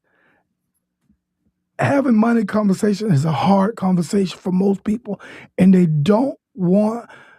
A lot of people would rather not even talk about it because it is an uncomfortable conversation. And what you did, you stirred the pot and you made a bunch of people uncomfortable. And sometimes it's hard to look in that mirror knowing that, man, I'm very irresponsible with my money. That's Mm, why I don't want to talk about it. I'm mm, very irresponsible. I'm keeping up with the Joneses. I mm, want people to look at me for what I got now, not what I got in my banking account or my checking account, because if they truly know what was in my account, mm, then I won't be, I won't say popular, but mhm, mhm. I won't be as popular as people think I am. Man, it's a hard conversation, and you just made people look at themselves, and that's what most people are upset about. The fact that we irresponsible. We don't talk about our finances. Wow. So you apparently tuned into that then. Am I hearing that correctly? Not exactly, but I will be from now on out, because this is some of my research looking at your page, but I can almost understand some Mm, of the reasons behind the backlash, or people want to come for you, mhm, is because mhm, you know how I pay my bills in my household with my wife. I give her my check, mm, and I just say, "You're a better steward of the money than I am." mm, So and I don't care. I'm not concerned that she's going to do anything other than pay our bills and mm, make sure that I eat, make sure the kids okay, mhm. make sure and I'm not putting that all on her. I just know she always been better than I am with money, Wow. and I'm okay with that. Wow. So she give me a little bit of money, I get my allowance, Yeah. I beg for it, I give her my money, and I beg for something back. Yeah. Yeah. Yeah. you know, so I give her. I won't even say my money. I give her our money. You know, Some guys, and the other part of the conversation that they're not ready for just yet, some guys would call your actions simping. You do realize that, don't you? that I'm a simp. Some guys would Yes, call that, they may call that simping. They may yes. say, "Man, I ain't giving her my Hand pick, check. She hand pick. handpicked. Man, Yeah, I ain't giving her my check." I mean, man, man. you know what I'm saying? She ain't finna see all that I mean, I hear this stuff that's out there. I mean, it's out there. And so I just thought it was so interesting You know, that you wanna point out me because I said that. yeah. Maybe I didn't say it the way they wanted me to say it, but I'm not gonna kowtow to people because hear me and hear me clearly. I'm gonna let you speak to that No, about go ahead. that because we got all these terms, and our children are being decimated. Our children, whether Yeah, it's other communities, whether it's our own community. We struggle. We are making every other community rich. Amazon. absolutely. How in the world do you get a Jeff Bezos and you get an Elon Musk? They have understood that as long as they know how to make us feel good and to make things convenient, we're going to take our money out. Uber Eats and buying up Chinese food and Mexican Yeah. food because we don't want to cook, or McDonald's. Yeah. All of this, every other community understands how to take money away from us, the extensions that we have, the nails that we're doing. None Yeah. of these people will even do business with us. They will not come into any of our establishments. And so when I see that we are and when I see the fact that you get all passionate about me talking about who's paying a bill, but when I look at some of the things that are going on in our country, when I look at what's being taken away, when I look at how Black women are being disrespected, when I look at how Black being in some cases are being unalived by Yeah. partners, white, Black, otherwise, when I look at what our children are doing and how they're disrespecting their parents and unaliving their parents, when I look at the state of some of our African American men and the rate at which they are unaliving African American women, when I look at the rate of some of our women and how they are lost and how they have their priorities in the wrong place, and they are more concerned with butt being big, hair being long, lashes being long, and we are at a place historically where that we are more challenged and have been more challenged with even entering and keeping a relationship because Mm. priorities are wrong, but we're not Yes. ready for that conversation. But Keisa's an easy target. You're stirring the pot because you asked how we're paying bills. No, I want to see that same outrage. I'm gonna and I'm going to continue to stir the pot Yeah. because Absolutely. I want to see Absolutely. that outrage with some of the Yeah. other things. I want to see the outrage with some of the policies that are coming out of Washington, D.C., Yeah. or even Alabama, when you have Alabama Absolutely. lawmakers who say, well, we want to take away the 14th Amendment, which gave protections basically to African Americans. I want Mhm. to see the outrage with that. I want to see or hear the plan for that. I'm with you. I'm with you, soul sister, when you're 100% right, man. Yeah. So, Because when I speak about those terms, it's largely silent. When I speak well, about that, when yeah. I speak about the danger of AI data centers and us not knowing, it's sometimes silent.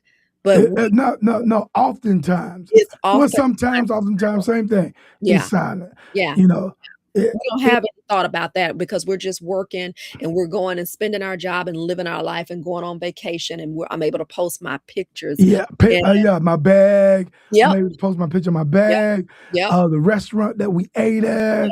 yep, The car that we driving in. yep, I mean, we just over saturated, deeply immersed in garbage all the time, all the time. And and and we talk about we talk about coming together. It's only a few of it's only a few of us talking about that, having that conversation. Most of us rather not have a conversation like that. no, Most of us rather just no, do what comes easy, yeah, ignore what is going on, yeah, and live our best life, yeah, which is a lie. which is a lie. Best life is a lie. Yes, Yeah. yes. The real deal is talking about how you paying these bills. The real deal, that's that's the real deal. How we paying these bills. Yeah, Whether we going 50-50 or that's a real conversation though. But we rather not have that kind of conversation. no, But we want to make our life so great on social media. yeah, We want to pretend that we driving the best cars, yeah, eating at the best restaurants. yeah, Meanwhile, we ain't got two nickels to rub together. yeah, yeah. We ain't It, got a pot to piss in and a one to throw it out. yeah, yeah. Yeah. And that ain't And I nothing. said that, not you. I know that, and Yeah, I know. I'm I just get playing, it. Keisa. No, I said that too quick. I didn't mean that the way that came out. And I don't mean to knock anybody because certainly I have been there. I just thank God for helping to open my eyes. I have largely moved away from that sort of lifestyle. I still enjoy nice things. I enjoy a nice car. I enjoy a nice purse. But I'm not at a place again. I remember I made a decision recently to cut one subscription service because they're telling us where we're going, Mike. You will own Elon Musk, you know, You will own nothing and you will be happy. They're moving us towards subscription services. You look at the beef that's coming here. Again, I don't see the outrage about all of these things, about what decisions that are being made to hurt the American people, but it's easier to jump on something on something that could really educate us at the end of the day, or we could really kind of make some valuable deposits because I want people to be taught by everything that I do. But I digress. But my prayer is that my people will come out of this self-absorbed, highly emotional, highly feel good life because America has a plan for us. Now, this whole thing is spiritual, but even if you say I don't want to get into all that spiritual and church stuff, America has a plan. And I just pray my people wake up and Yeah. stop battling with each other over nonsense. I mean, just nonsense. You take two people of any other community, they're going to work together, two ladies, they're going to work together and they're going to go and get that money together. Yeah. You take two sisters, she may look at you and may determine she doesn't like the way you look. She may not like the way you talk. She may not like the way you dress. She may not like what you drive. She may not like the way you wear your hair. Come on now. Not everybody. This isn't everybody. But this is not what I've heard. This is what I have lived. And you can go to that sister, especially if she's in a hierarchy position. And if she's just determined she doesn't like you, there's only room for one. That's just what it's going to be. Mm. Whether you like it, love it, or lump it. And some people cater, and shame on us as African Americans, because shame on us, because I don't care what position you have currently. At the end of the day, we're going to all stand and we're going to answer for what we were given in this life and how we stewarded it. But not only are we going to answer for that, we're going to answer for how we treat people. Amen. Answer That, absolutely. You know, you mentioned, I think it could have been a post, Mm-hmm. Keisa, Mm-hmm. about Birmingham being cliquish. Yeah. Oh boy. Yeah. We don't have to deep down, but I'm an I've open been book. back. Like, you good. I've been back and forth in Birmingham for a long time. Since the 90s. I came here in 91. Yeah. Yeah. With the Miles College. I don't know if you know that. Yes. I graduated from Miles. Yes. And I worked here for a while. And one of the things that I noticed, that Birmingham is very cliquish. And it's still like that today. It was like that early on, and it's kind of sort of like that now. But you had a good message, and you encourage people to get involved. Come to these things. Need new players. Get involved. Don't worry about how cliquish you think people may be. You need to get out there and be in the midst of it all, so you can create a clique. Put a clique that would create people, that would allow people to be involved. Yeah. Yeah. Yeah. So what I have learned with myself is nobody's backing me, nobody's pushing me. I've spent 30 plus years of my life not being able to always saying the right thing, always having to duck down, always having to back up. I'm not in that position anymore, and I'm loving life over here. Oh, So these conversations, so I've waited 30 years to be rubber stamped by someone. I've waited 30 years to have someone say, "Hey, I'd love for her to be on my team because of what she's contributed." But when I started noticing people overlooked me intentionally, I could be the person to help you and you see me out and you see me whatever, but it started dawning on me, oh, this isn't by happenstance, this is intentional.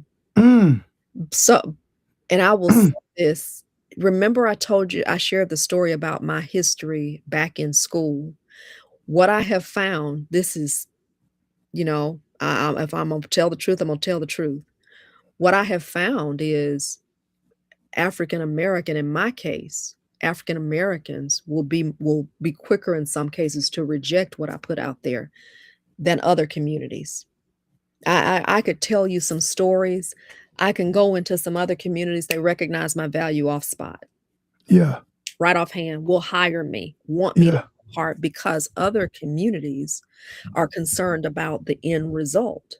They're not intimidated by how you look. They're not Right. intimidated by what you have brought to the table. Right. They're all about the end result. And Yeah. that's where my mind stays. I'm about the end result. I Right. don't allow, and thank God that he's grown me up to where I don't allow my insecurities to stop. What happens a lot of times in our community is we allow our insecurities Come on. to stop us from achieving the end result. We She preaching again, guys. Go ahead on, we Keisa. have too much money, we have Yeah. too much talent, we have too much ability, and we have too many resources for us to even be in a position to not have some of the things Right. we need. But if I keep looking at you and I don't want you in the clique, that's nothing but modern day slavery being played out. Yeah. Yeah. I'm a part of this house. You can't be in the house with me. Yeah. It's No, only sir. me. You And gotta go find your own house. go find your own house. You Yeah. gonna have to stay out there. I'm here, Yeah. and because I got it, you're not gonna come. Yeah. That's something that is historical division. That is historical in Yeah. nature. So the thing about Keisa is, I'm not gonna at 54. I'm not gonna do it in my personal life. I'm not gonna do it in my professional life. I'm not gonna Yeah. play the game of trying to get you to accept me. That's over with. That's Yeah. over with. If I have to go to Timbuktu, I've loved this community, but I'm honest about where it is, and I can say some honest things because I know I'm 100% agreeance with you. Yes, I am. Yeah. I'm low. I'm just listening.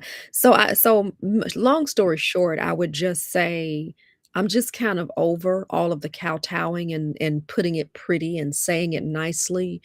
We need a revolution, and the revolution needs to begin within our own community. We need Yeah. revolution, and I'm concerned, and I can't deal with everything. I try to on my page. I try to give people a heads up about stocking up because of some things that I believe are coming. Stock up on your water, stock up on your canned goods, be Yeah. prepared. I try to tell people to pay attention what's going. I try to tell people to vote. I don't get the reactions there. I don't get the engagement there. But I get the engagement on other things. You know what I mean? Yeah. That when Yeah. it touches a nerve or when you're Yeah. sensitive about certain things. And Yeah. Absolutely. so like I said, I'm not trying to comfort anybody's thing. It's okay because right what I have learned, my confidence in God is He's placed me right where I need to be. Now, I am the person I'm very confidential, so I don't go and rat people out or try to go after people personally. But I am going to speak to the culture. I'm 54. I'm an Yeah. elder. I'm an elder. I've grown up in the Yeah. community. I've watched it evolve. Yes, ma'am. Say some things. I'm not going to personally attack people. That's not my game because a Yeah. lot of people who are affiliated with the city, I have relationships with them and I think very highly of them.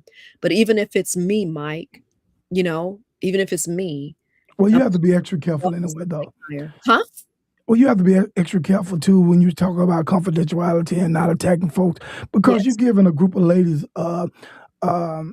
who trust you with their Yes. information.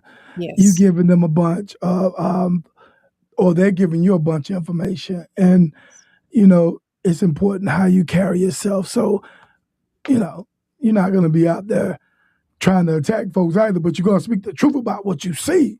Absolutely. Yeah, and Absolutely. let me play another video, and then we're gonna move on to a couple more things before we close it out. Here's a video I want to play. Let me just play it. Okay. We cool? We cool. All right. This is funny. Yeah. So I'm curious, what would you have done in this situation? Had a gentleman who called me, asked me on a date, right? Gave me a date and time. I could not make it during that time. I had a prior event scheduled with one of my friends, and I told her that I would support her event. So I suggested an alternate date for him and explained, have something planned. but how does this work? Gave me a thumbs up to it as if, yes, that's okay. So a couple of days out, nothing. One day before, nothing. Day of, nothing. So the time frame comes and goes, and after we were supposed to meet, 3 o'clock in the morning, he's texting me a message saying, expressing how many men would love to meet me and go on a date with me, and some may be a little intimidated, or how I will have to deal with some things that they've dealt with, and went on after that and just started dealing with me like, good morning, wanting to text every day like nothing happened.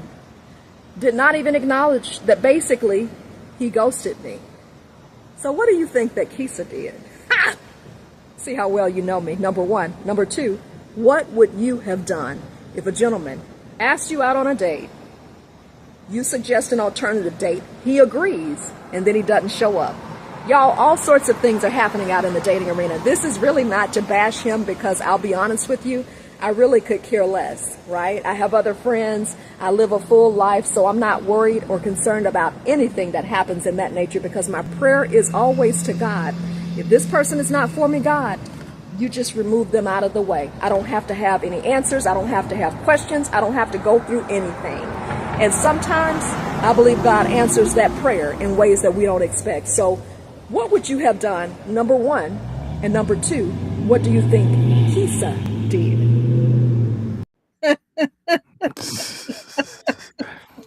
What you think Keisa did?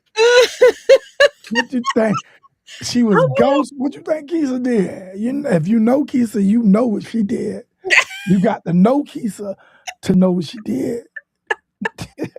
That's funny. He gonna ghost you. And then hold on, Keisa. You got the nerve to call this buster a gentleman. That's not a gentleman. That's a buster. He's a buster. Is that what he is? Yeah, he's a buster. He know he's a buster. He gonna call you, set up a date. Hey, we going out, and then don't show up, and then call you like nothing never happened. Nothing ever happened. I was That's like, a clown, man. this is the Twilight Zone. That's a clown. Twilight Zone. I'm gonna tell you something. Now, hold on. Yeah. Before you get into all that, if I had a friend that did you like that, I would call him a clown. Yeah. Yeah. No doubt. No doubt. If you're gonna make it a commitment and it's on from this point on, it's a date. Okay, we're gonna go. We're not saying you're gonna get married. I'm not saying that y'all gonna, it's a date. Yeah. You're getting to know someone, you're having some food, and you're just interacting. And you don't hold your end of the deal up. Yes. You're a buster. Yeah. Yeah. So yeah. But I like what you said at the end. You pray, and if it's for you, and that's what God has for you, then it's for you. Yeah. And if it's not, then it's not. So it's almost safe to say that the buster wasn't for you. The gentleman wasn't for you. He wasn't. I could listen. And that's just me talking. Go ahead. No. You know, not that I disagree with you. I hold to myself to a standard, and I don't get it right. I was talking to someone this evening, and I was supposed to do something and kind of got caught up, and I owed this person. I said, I apologize because I kind of got caught up and I should have really said, et cetera, et cetera. They gave me a ton of grace. Now, had this gentleman said, you know what, I did say that and that wasn't right, man, I have grace for days. Yeah. I think that 3 a.m. text of, many men watch you and want to talk to you, but you're dealing with whatever, and they're not going to reach out, and you're dealing with their past. And I think that was the attempt to say, this is why I didn't reach out. But to me, all you had to say was, look, I'm not going to be able to make it. Or look, I'm really not interested in going out. Yeah. I respect that a little bit better than just letting it come and just riding on it. But then after it passes, now I had a couple of gentlemen say, well, you should have reached out to him. You should have asked him. Oh, Okay. no. Guys, but I will tell you, if he asked me, he reached out to me. Yeah, absolutely. And I mean, reaching back out, I would tell you no. Thank You you. don't have no business to reach out to a dude that say, "Hey, we going on a date," and Yes. then the brother or whatever you, Yeah. then he make excuses to reasons why he didn't take you on a date. Yes. Yeah, you making all these excuses, and, and the excuses that he's making are blaming you for some of the stuff that you may be going through or went through or may even share with him. I don't We know. don't know each other like that. We Okay, don't well, this would have been a thank first you. date. We don't Well, even he has no historical reference for well, me. that makes him even more of a First. buster. Yes, I Yeah. agree. Do not what's the word I'm looking for? Project. Come on. That's it. Do That's not it. project That's it. what you think that I may be going through just to Yes. make an excuse to not go out on a date that you Yes. set up. You initiate it. Yeah, exactly. And this is the issue. It may and this is the and let me tell you, I study people, so I don't miss a lot. Sometimes I do, but I don't but I study people and this is the peculiar part. This was all done texting back and forth. So this was no conversation.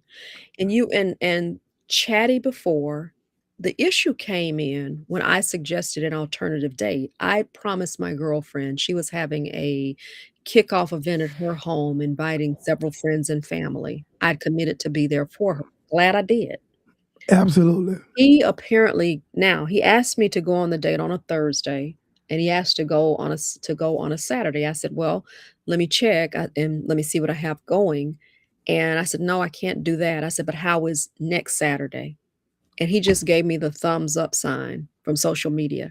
So, I think he became offended thinking I put him off or thinking I was doing something else with another gentleman. Either way, it does not matter, but that was telling to me Yeah. when you had to adjust for me, you know, you were no longer interested, but then you started back after it was over, so really he didn't wanna go 'cause and that was the thumbs up because he didn't talk anymore after that, but then after the time came, it's like, "Okay, now I'm gonna just start talking again. Good morning," and texting me back and forth Da and da da da da. da da da da Hey, da, we girl. just go on, and I'm like, "Nah, we're too old. You're older than me, sir. Yeah. I Yeah. can't deal with it. I can't No. play the game. Don't Mm-mm. you know, if you can't Mm. listen, I don't wanna go," or, "Listen, I'm not something came up, I'm not gonna be able to go." That always works. We just have to do better, and at the end of the day, I don't hold him to that high of a standard. I just believe in the process of cleansing like I told you. I think God just handles that stuff, Mm. you know? Wow. He wasn't for me, so let No, no, he wasn't. no. But you know what? When I'm listening to you talk about it, just to me, I have friends that are single around my age and our age, and I have a twin sister. Hmm. She's single now, Mm. um, and just listening to the stories that I'm hearing, man, guys, I know we gotta be better than this. I know we are, Mm. but to listen to some of the stories from my friends, sisters, um, female friends, just it is it's it somehow it makes you lose a little bit of faith in us and so but not your job is to keep the faith because you instilling good information in all the people. But I'm talking about I'm losing faith in my brothers, man. That's what I'm trying to say. Mm. Good. So what are you that's interesting. Mm, that's It, interesting coming from a guy that you are getting frustrated with what guys are doing. yeah, yeah, I'm getting frustrated, and I'm getting. Well, let me just be clear too. Not only guys either. Not let Mm. me say Mm. I'm frustrated. Okay, social media it exposes you to way too much, Yeah, agree. way too much. You see people in their early 40s and early 50s. And I'm not judging. Mm-hmm. I'm not judging. I'm just talking about what we see. And some of these people acting as if they're 13 and late 20s, early 20s. And we talking about people that are elderly. I mean, elders in our community. So, and then when I hear conversations from my peers, I I get a little bit discouraged for people who trying to date. I hear these conversations about how the guys are acting, how the women are acting. I'm like, man, I know it can't be all. It can't be this. It can't be Yeah, all this yeah. It's so much. when you're navigating these waters, man. It's a lot. But mainly men now. Let me just mainly men. Mm. You know, the and can, let me give you another honesty statement. Part of the reason that I have that female group is because there's some things that I cannot and will not say related to the public forum. I Um, got you. but yeah, we're in a time right now where the things that I hear, the things that I see, I entered the space intentionally to be a disruptor, and so clearly I have a manifestation of that. If clearly, I mean, I'm a disruptor there, and I choose to be. But we are in an unprecedented time, and I don't look at social media as a barometer to define who I am, to define what I can have, to Yeah, define the state of my affairs. I don't look to it for that validation. I entered the space. Was telling someone this the other day. I specifically entered the space because I wanted to be a change agent. there And you go. I saw men speaking on how women should feel and the things that women are going through and all of that. And I was like, no, no, no, no, no, no. What we're not going to do is we're not going to have men telling us how we should think and how we should feel. And there was this gentleman in particular. I knew he was a shyster. I knew from personal experience, unfortunately, and I thought, "Nah, I'm gonna have to enter this space," and I've had enough experience. I'm a coach. I'm Shiesty. a certified coach. This is yeah, he was a buster, as you would call him, and so so I was like, "I'm going to enter this space, and I am going to speak truth to power." I have, Yeah, um absolutely. and because someone asked me why I started the Love Reset Circle with this group of mature women for that very reason, to be a disruptor, to enter the space. My story is not like everybody else's. I meet people all the time. I Yeah, meet gentlemen all the time. I mean, I live almost a very secluded life, but I'm very friendly. So I have yeah, no problem connecting. Hey, what's up? How are you doing? I don't have an issue with that. The issue I do know my issues relationally that yeah, I've worked on, the patience, you know what I mean? I'm a very, I can be type A in that, wanting things done, you're right. knowing how it's supposed to be done, feeling like I know and like, "Hey, let's do it, let's go," but having that patience, particularly as it relates to a man, Right. particularly, and giving him that space and that So you're grace. not emasculating the man, So are you're you? not emasculating him in that type A, but Yeah, part of it is just not having the ability to be soft. I was telling a gentleman yesterday, one of my friends, he was distraught because he really likes this young lady and she's not giving him the time of day. He's 10 years older than her. She's younger, but he likes her for some reason. And she's playing these little games and I just told him, I said, as men, you have a way. I said, let her know. I said, if you're good walking away now, walk away. But if you're not, if you feel, if you feel like you would regret or still have that inkling of what's there, I said, as a man, you have a way of talking to us to get our attention. You don't have to, you can talk, grab her, look her in her face and say, look, this is the deal. And I'm telling people, for lack of a better word, I'm telling people, I'm sharing with people everything that I thought I missed, everything that I could have done better in, everything that I could have seen a win in but didn't.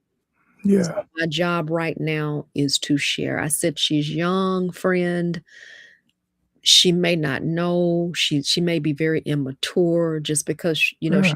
has children, doesn't matter. Right. Tell her, and once you tell her everything, you can get this off of your chest. I remember b before getting my divorce this last time, I remember doing everything I could to have this conversation with my ex, riding with him, talking with him, checking, double checking, showing him some of the things that I thought we could do to restore some things, and, just none of that worked. So when I had Right. given everything I could, instead of playing victim, when my hands were off, I was done. Because I knew I had put in or so I because I don't wanna have the regrets. Well, if I had talked to him, if I had shown him this, or gone and taken him out and maybe had a conversation with him and, tried to right some wrongs or do this or do that, I have no bad feelings because I did all of that. So, Right. yeah, it's tough out there, but I'm still a believer, and I believe that if Me God too. rain down one person for me, I believe he'd do it, but I don't think he'll No, do it just for Keisa. I think he'll do it for his daughters and sons. I yeah, I'm glad you mentioned that because that is the reality of it all is that God, and when He's in the midst of it all, He has a person for everybody. You Yes. know, regardless of what we may think is out there, which it's a lot of bad. I won't say bad, but a lot of things out there that you probably want to stay away from. But there's a lot of good Yeah. out there too. Yeah. And I won't say all the people are bad. They got their share of issues. That's what I should say. You You know, can say and you can say bad. You can yeah, call it what it is. Some of it yeah, is I don't think it's just bad, Mike. I think it's terrible what's out there. yeah, Things like the red pill movement. There are men who at every turn they open their mouth, they destroy a woman. There is a sentiment out there about amongst white men and black men who are saying the black woman is the worst. I mean, who are actively going after. There's this gentleman, I don't even know his name. I see his face. He went after Michelle Obama the other day. He's not man. he's Did you see that? No, I haven't, but I see a lot of that stuff on social media, and I have a fraternity brother that constantly goes at Michelle Obama, and I'm like, Oh, bro, I mean, oh, not that I think you should go at any women, mm, any, mm. One and of the most but accomplished women that he will ever know, who's been married, was married to one of the most prominent, the premier African American to lead the free world, who's done it and probably won't ever be anyone to do it again. And she yeah, happens to be married to him and shared in that journey. So we are a piece of work. And man. when I tell you, I mean, what's your fraternity brother's reason for going after Michelle Obama? What's his reason?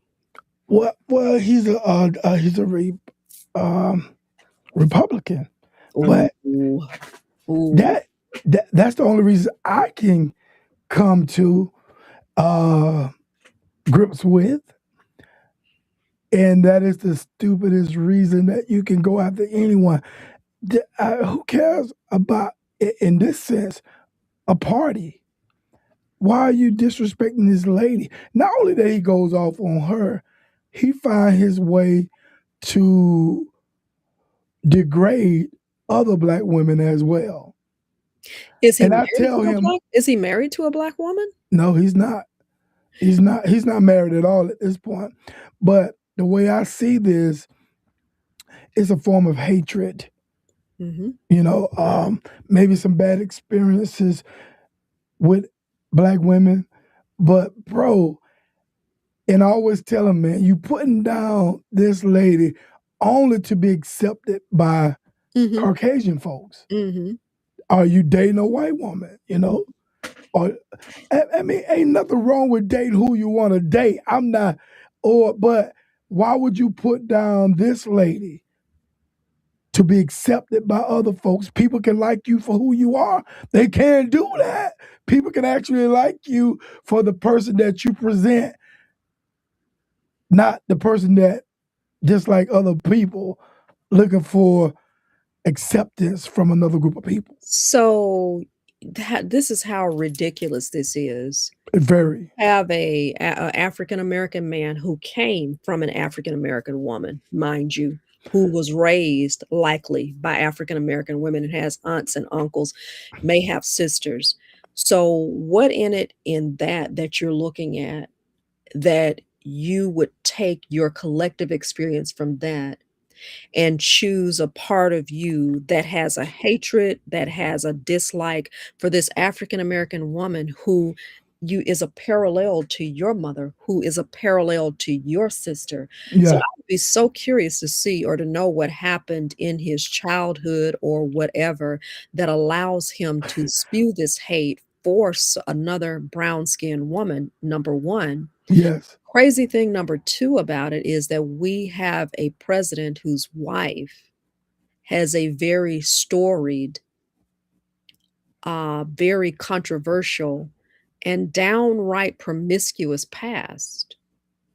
But the fact that you would tear down a woman and the wife of a president who was scandal-free his entire time in office, the entire time afterwards, and that you would look at that and you would be disrespectful to her is asinine to me. It, When it, it really is. it's And let me asinine. and let me say this, and we'll move on. You cannot have it. You cannot have an intelligent conversation with this brother. Uh, he would ask me some of the craziest things, and I sit there and answer every question that he asked me, right? And then he'll pretend that I never answered anything. but but we would be doing all. We would be going back and forth on social media to the point I'm like, man, I'm done with you, man. You want to see and believe what you want to believe because you probably is a hurt person, and what hurt people do, they hurt other people, and I'm not gonna be the person that you try to hurt, Yeah, you know, yeah, because I can take a lot. And when you speak about grace, I am one of those people too that I extend grace far beyond, yeah, yeah, yeah, because I just believe that I see people as all people are good. That's how I see people. I'm not asking nobody to believe what my concept is, but I think inside there is something good about all people. yeah. Yeah, I But just believe that. this That's the base. Mike, this is just a time though, because what sense does it make? We are the community that does that. We to one of the most accomplished African American women, Yeah, he was what I would term not only just a hurt individual, he's what I would term a dangerous individual. I've seen too many African American men who smile and who will get with an African American woman and internally hate her with the yeah, whole idea of humbling her, with the whole idea of this. In some cases, you wonder, I think of was it Sotomayor? It was the vice mayor in yeah, a Florida town whose husband unalived her, in the middle of the night. They'd just been married 4 years, no children. She was a rising star. She was, yeah. maybe in line to even be the next mayor of Oh man, that happened in maybe 2017. Oh, no, this one happened either earlier this year or late last year. Oh man, so I remember another case like that, but it Yeah, could be, yeah, yeah. yeah. And Oh man, it's these sorts of things. There are so many cases of African American men who are shooting down women. If she breaks up with him, he doesn't wanna move on, chases her, stalks her. Black women will go to the police, and the police will not protect them. They sometimes file restraining orders. Men will hunt these ladies down in parking lots and unalive them. I don't know what's going on. We can say a mental health crisis, but that's not just mental health, that's evil. hmm There are some cases with mental health people, you have to watch them in doing harm to themselves when it outreaches to doing harm to other people. Now, in some cases, yes, it's going to be mental health, but I'm not so sure that that's going to be my argument, or that should be the defense in everything that we're saying and everything we're dealing with. But it is deeply concerning to me, and unfortunately, seeing things like this, the hatred, why you have a hatred for a brown-skinned woman, Yeah. that you come from a brown-skinned woman, And you got black kids. and You don't have no interracial kids. I don't get And it. The yeah. case of the gentleman in New Orleans, was it New Orleans, who unalived the lady was divorcing him and unalived 6 children. Yeah, Um, that's oh my God. you know, I so again, in our community, I don't understand the outrage over a money comment. Yeah. But when we show those sorts of things, and one lady tried to tell me, she used to be a friend of mine, we've long known each other a long time. "Well, people grieve in different ways." Yeah, maybe they do. But we have selective grief, in my opinion. We wanna Mm. be loud on some things, but other things is no big deal. And the community, people, you have to say, "Be careful with your words." I believe in that. But the community is in crisis. Yeah. And my Yeah. and I wonder, what are we going to do? Are we gonna I don't wanna have a silly debate. That's not the point of it. The point of it is, let's teach each other. Let's learn how these things are working, number 1, and number 2, let's be real. Because Yeah. sometimes we hide so much, and nobody knows how to do anything. That's why I'm working with some people, and some people who have said, and dealing with some people who say, "I don't even know how to date." We Mm. gatekeep certain things. Yeah. We gatekeep certain things, and we jump on in some cases, some petty things. Yeah. Sometimes the truth is, a lot of us didn't grow up with money, man. Chris Coleman had some folks on his show today. He was talking about some money, and they were saying on there, a lot of us didn't grow up with financial planning in mind. We didn't learn about banking and No. savings, and I mean, these are facts, Yeah, and it's okay. and It's it's okay. okay. Yeah. Let's have an intelligent conversation. How do you do it? How are we doing this today? Let's have an intelligent conversation. Yeah, that's it. And That's all. it ain't nothing to be get all upset about. No, It's like, no. okay, man, you know what, Keisa? You bring up a great point.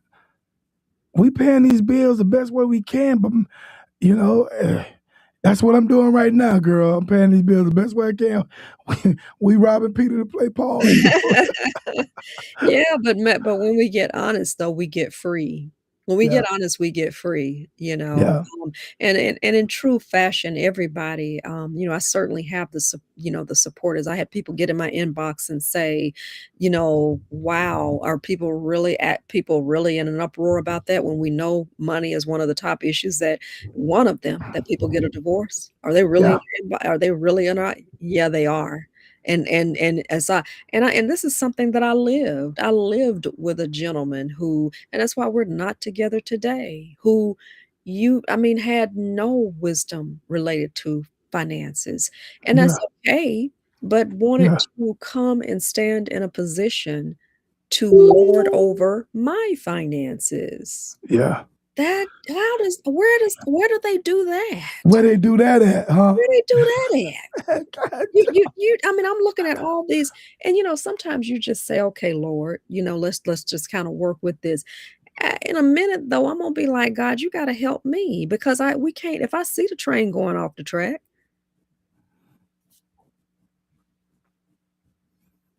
you there? I am. I didn't hear you for just a second, but Oh, you I lost you too. okay. You say, I didn't see the train go off the track. I think that's the last thing I heard from Well, you. I was just saying that if I see the train going off the track, I at least am obligated to say, "Hey, Yeah, let's try to get this back together. yeah, Let's try to get this absolutely. back on track." Or imagine this, let's not go off the track either way. Let's not go off the track. Let's try to keep it on the track. So, Yep. And that, hey, a team, man. yeah, But imagine that. a team, God, dog. Collaboration, imagine that. Mm, Ima mm, mm, mm. Imagine that as a whole, thought process in our community. Imagine that. Working together. Imagine that. What that looks like. Imagine that. Mm. You know, girl, we could talk all day. We could, but Yeah, we could talk all day. I did, but we're gonna save it for another time because I just need you to go where you need to go. okay. You understand what I'm saying? Because it's a conversation. Yeah. Hey, I don't want to be stripped at it, but I had a couple questions that I want to ask you, but I'm gonna move on because they not in we passed them right now.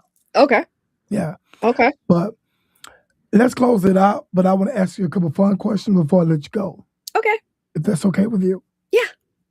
All right. Now, what is one of your biggest pet peeve when it comes to dating? Dishonesty. Just, I can take the truth over anything. I mean, if you don't like me, if you just, hey, this isn't it, or dishonesty is when you are leading a person down a path. But sooner or later, though, I'll catch up to it. I can just tell you that the Lord always has a way of revealing. But dishonesty is certainly a Discernment. yeah, I'm believing for a greater degree of discernment. I'm asking for that and dealing because we are in some serious times right now. But dishonesty is one of my greatest pet peeves. Do you have any hidden talents that you haven't spoke about today? One that may be surprising is that I'm a very organized person. That probably doesn't come off or is not seen as much. But I've seen over the years with myself I'm very organized. I can go into a space and my mind thinks sequence and in order. And even as it relates to different things, I love order and I really like organizing things a lot. Guys, her hidden talent is OCD. Has to have a space. Has to be in a No, I'm not. You'd look at my space right now and you'd see some things out of order. So I'm not terribly like that. But eventually it's like I have to snap myself into order, like, hey, listen, let's get it together. Okay. What is one of your deepest regrets? Ooh.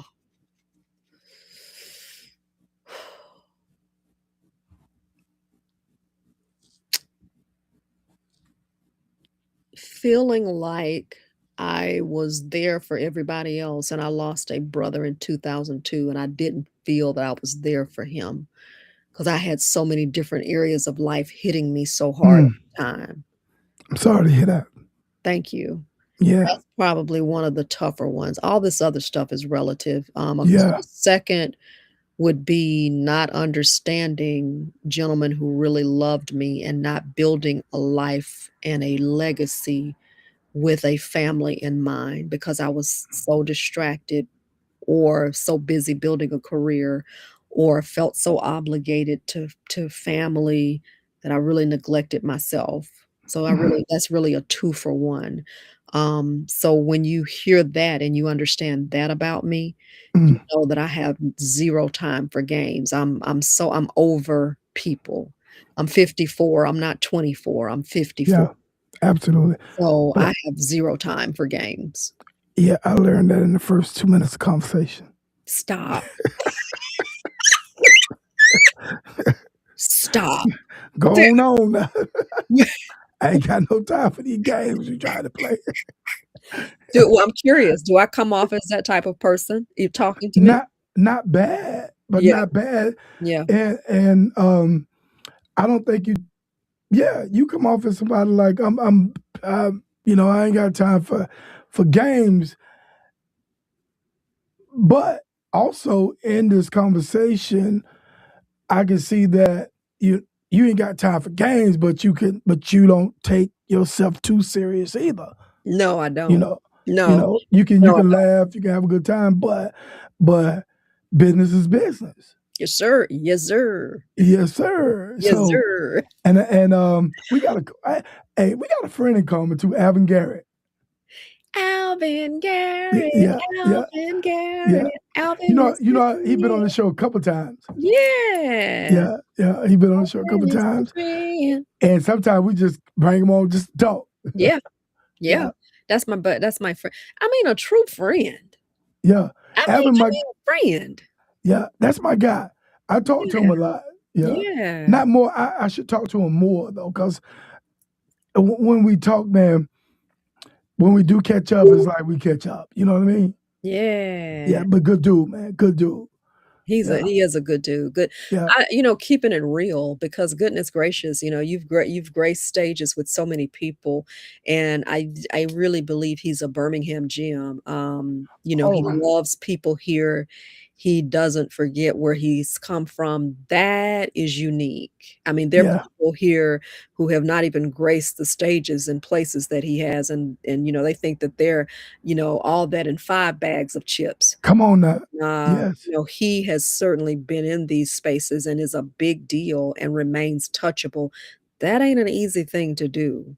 That ain't an easy thing to come do. on now. So Come on. I have a lot of respect for him. I have a lot of respect for his family. I have a lot of Yeah, respect for his talent. And really, I have a lot of respect for people who operate like that, who can can keep that foot in the high places and excelling in life, but can also keep that other foot squarely planted in everyday life and recognize that if it yes, were not for the grace of God, if it were yeah, not, yeah.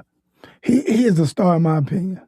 I mean, the quintessential, Yeah, because you can grace those spaces, but you can still remain humble and touchable to those that you yeah, love. So that's quintessential. That's the yeah. my other favorite word. That's top tier. He's a Top top tier. tier star. Gotcha. Yeah, that's Oh top man, go ahead on. Now, can you cook? And what is your favorite meal to cook? man. I cook so well. It's probably surprising. Fried. You cook the eggplant too, right? Yeah, I I cook that. just, Eggplant is gonna hit every time. I don't even like fried food, but yeah. I I got that eggplant from what is it, Jones Valley Urban Farm in downtown Birmingham, Uh, and I don't know what made me do it. I think I asked somebody. I cook so many things. I am excellent at now. I tell you what, I don't cook well. I don't grill steaks. I don't grill well, so I okay. don't cook steaks well. But I mean, I can do a mean bowl. I can do some mean spaghetti. I can hook up a Okay. Thanksgiving dinner. Man, Oh, I can do macaroni and cheese. I can do greens, collards, cabbage. I cook beans every day, and I use it for me and my dog. I cook beans every day. oh yeah. Beans. Yeah. Beans Yeah. every day. I love beans. I put them in the crock pot. Yeah, Yeah. beans Just let every them day. cook. Put a piece of smoked meat in there. Just let them go. Yeah. What do But I are cook? you Great. vegan? You're not vegan, are you? I vacillate between vegan and non-vegan. I'm Okay. very little like today. I had the amount of meat. I don't know if I had this much meat. My mother cooked a really good soup that had rice and some peas, carrots, and Okay. cauliflower, broccoli, and then she put some beef bones in there or something like that. Mm, They're not neck bones, but they were some type of little it's not oxtails, but it was something. But, you have to fight the bones to get the meat out of there, so it was mostly, the rice and the vegetables and then corn, yeah. just a little bit of meat, but Yeah. other than that, today I hadn't had That any. meat for flavor. That's just a little bit of bone Just for a little bit flavor. of flavor. Yeah. Other than that, I hadn't had any meat. I had an apple, and I had an apple, and I had a protein shake that I create. I love to do smoothies. Okay. So I do my lattes at home. I'm real big on that. I can get real creative in that arena. I do chia seed pudding. Um, Okay.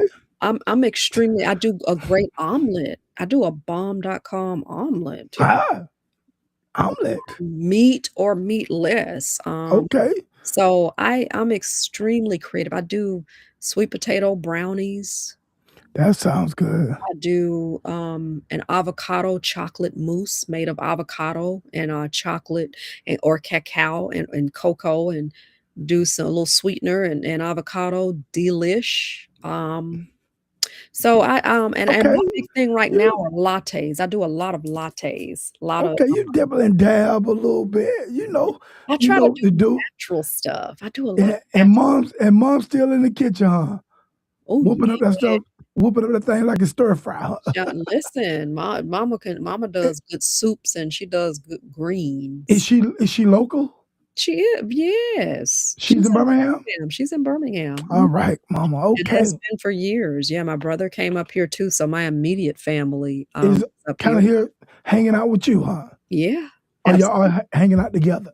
Yeah, Yeah. we Okay. do, yeah, That's we do a lot of hanging out together, that's what's up. me and my mom and everything, but yeah, she's still cooking. She is in her 70s, 74, looks good, getting around well. Yeah. It is a blessing to be able to see Come that, on now. to be able to, to have that, and to have that example, because that Yeah. is how I plan to To be. be. Yeah. Yeah, Exactly. that's how I Exactly. plan to be. So, Last but not yeah, last but not least, yes, if you had one superpower, what would it be?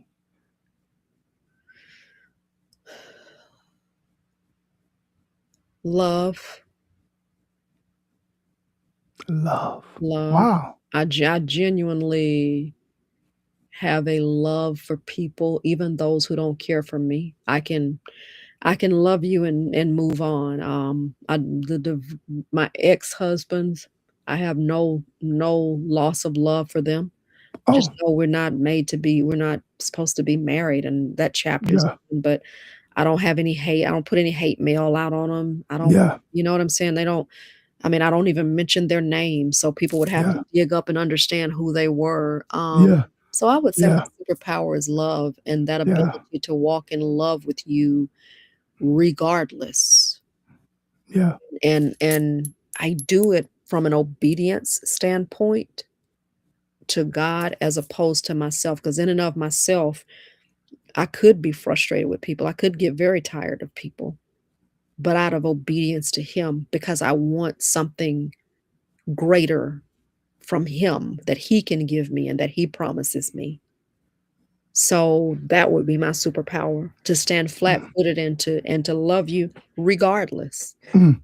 knowing everything that's going on in the community and in the nation. I have no loss of love for those who are not of my community, for those Yeah. who committed atrocities against my community. I Yeah. am aware, I call it out, Yeah. in some cases, but I have no less love. I choose to love because I know that there's a day that's coming that God's Mm. gonna settle the score. Mm. And so if he has confidence and he's not jumping off his throne to jump down here, I have so much confidence in him to settle the score that I can look right at you and just, I guess I'm just saying, life is a lot easier now because I just don't take a lot of things or people seriously. Yeah. I choose to live in my space and I choose to be at peace, and I don't put that responsibility on anybody else. I don't, not my parents or siblings or my job, any of my friends. Keisa is so settled and complete in Keisa and in God.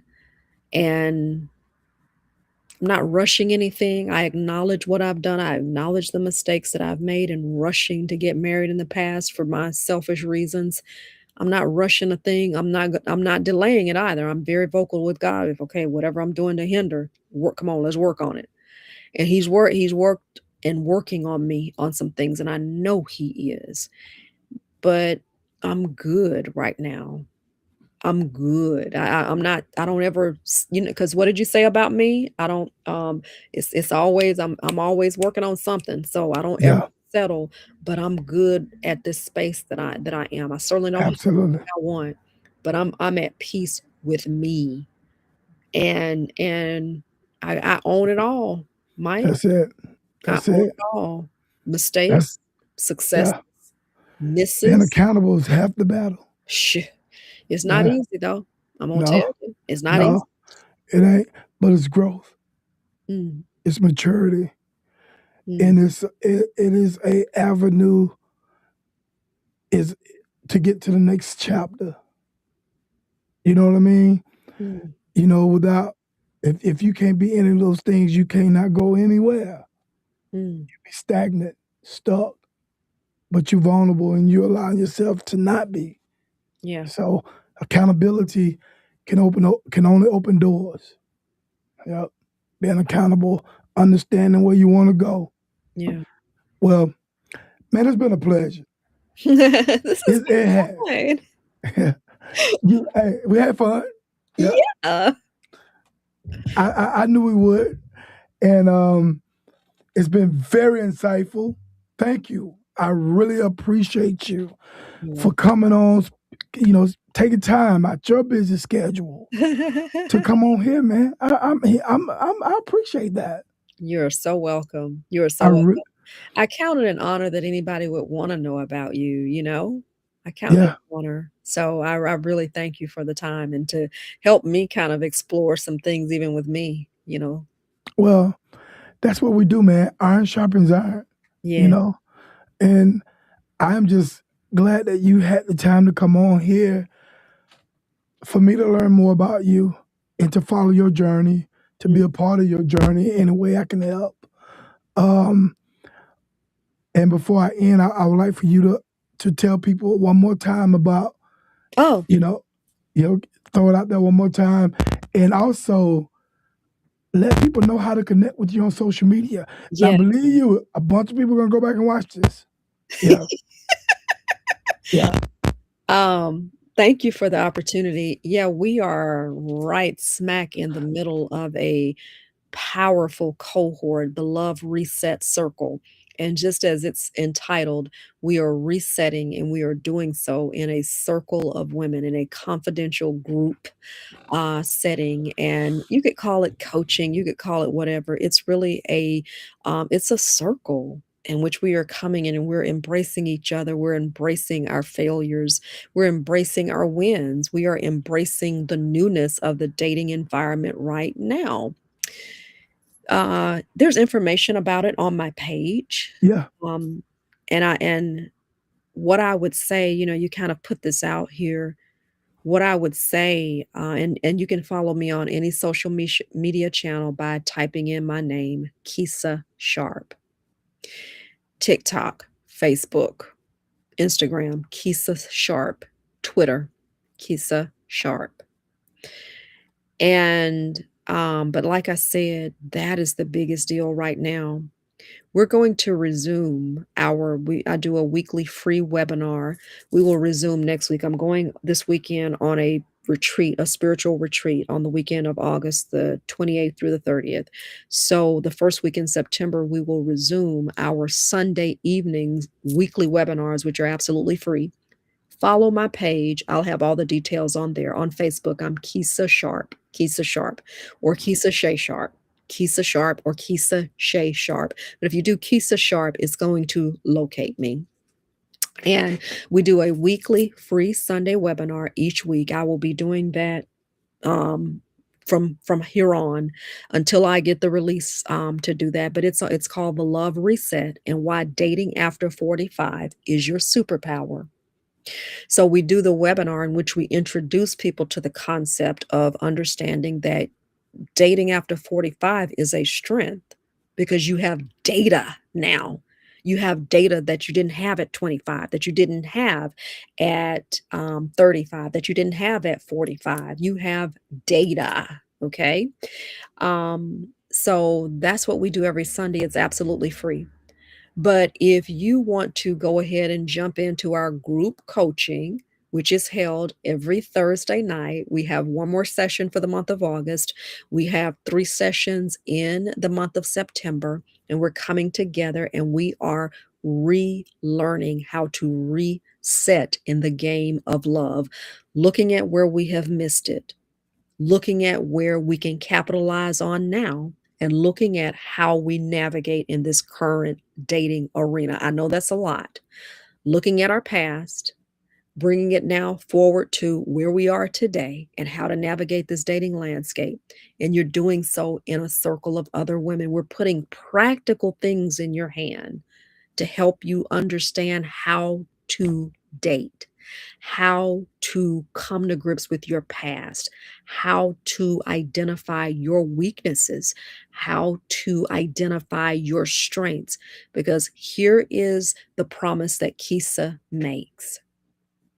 I make the promise of helping you to see that everything you've been through is your benefit and it is to your advantage, not to your disadvantage, to your advantage, because the world tells us we're too old. The world tells us there are no good men, and men, there are no good women. The world tells us you've messed up too bad. There's no other shot for you. I am coming against everything to tell you that, because I have story after story of people who find love after one marriage, after two marriages, after three marriages. I have a young lady now, 69 years old, is about to be married for the fourth time. Met him last August, and they are moving toward marriage, and she shares her story. I may have gotten a little long-winded. If you want to be a part of that, I have shared. It's just easier to go ahead and plug in with me and jump into it. Sharper Associates is the Cash App. It is a crazy, ridiculous low price because we are on cohort 1 and we've already started. This is the inaugural cohort. You'll never see that price again. Sharper Associates is the Cash App. 4 sessions, and we are going to unlearn bad dating habits, and we're going to learn some new ones. And no, I can't promise you a man, but I can promise you that you're going to go into the gay dating arena with a brand new perspective. And that perspective is what positions you to receive the man God has for you. There you have it, guys. Lock in. Lock in. This ain't no game. No. This ain't no game, man. Hey. Time is over. If you're looking at the nation right now and all this crazy stuff we have going on, y'all better come on together so you can connect with your boo. Better come on. Man, I'm not playing. Hey, we making it happen over here. Yeah. Man, y'all come on, man. Y'all, hey, I put the links up in my comment section, so y'all connect with Keisa, man, and you know, let's get it going. Find your boo. Yeah. Find your boo thing. Yeah.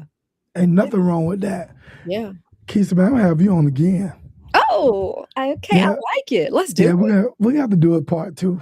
Yeah. Part 2, man, and we'll kind of shape it, frame it, and see what we can come up with.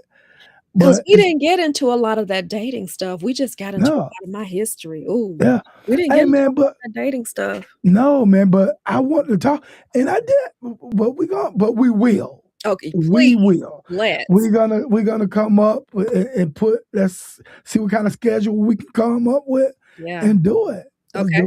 Let's do it. Man, guys, thank y'all again for tuning in. Real Talk with Mike Steele. I'm on every Tuesday, every Wednesday when Keisa's it's Thursday, Friday, Saturday. But yeah, seriously, y'all connect with me, man. Go and like my social media. Follow me, Real Talk with Mike Steele. Yeah, just be a part of the family, man. I appreciate you guys taking time out your busy schedule to connect with me. All the people that'll go back and listen to it and look at this video, I appreciate you guys. And you know how in every show, look, take time, look at yourself in the mirror and ask yourself, are you part of the problem or part of the solution? This is Real Talk with Mike Steele, signing out. Until next time, peace. There we have it. We out of here. Mike Steele Radio. Number 1 talk radio show in the world. We see you, baby. We looking out for you. All glory be to God. Church boy in the building. Let's go. Mike Steele. Yeah. Mike Steele. Yeah. We turned up when we lit. Mike Steele on the radio when that conversation be lit. We turned up when we lit. It's inspiration and motivation that top again we lit. We turned up when we lit. still on the radio and that conversation be lit. We turned up and we lit. We turned up and we lit. Mike still on the radio and that conversation be lit. Yeah, Mike still the CEO. Show time, let's go. What's the 411? Hold up, we gon' give you that flow. Keisa Sharpe lit. Horace Coleman lit. Hot topic in politics and that conversation be lit. They gon' give you that real talk and that cup of tea and that real sauce. Mike still on the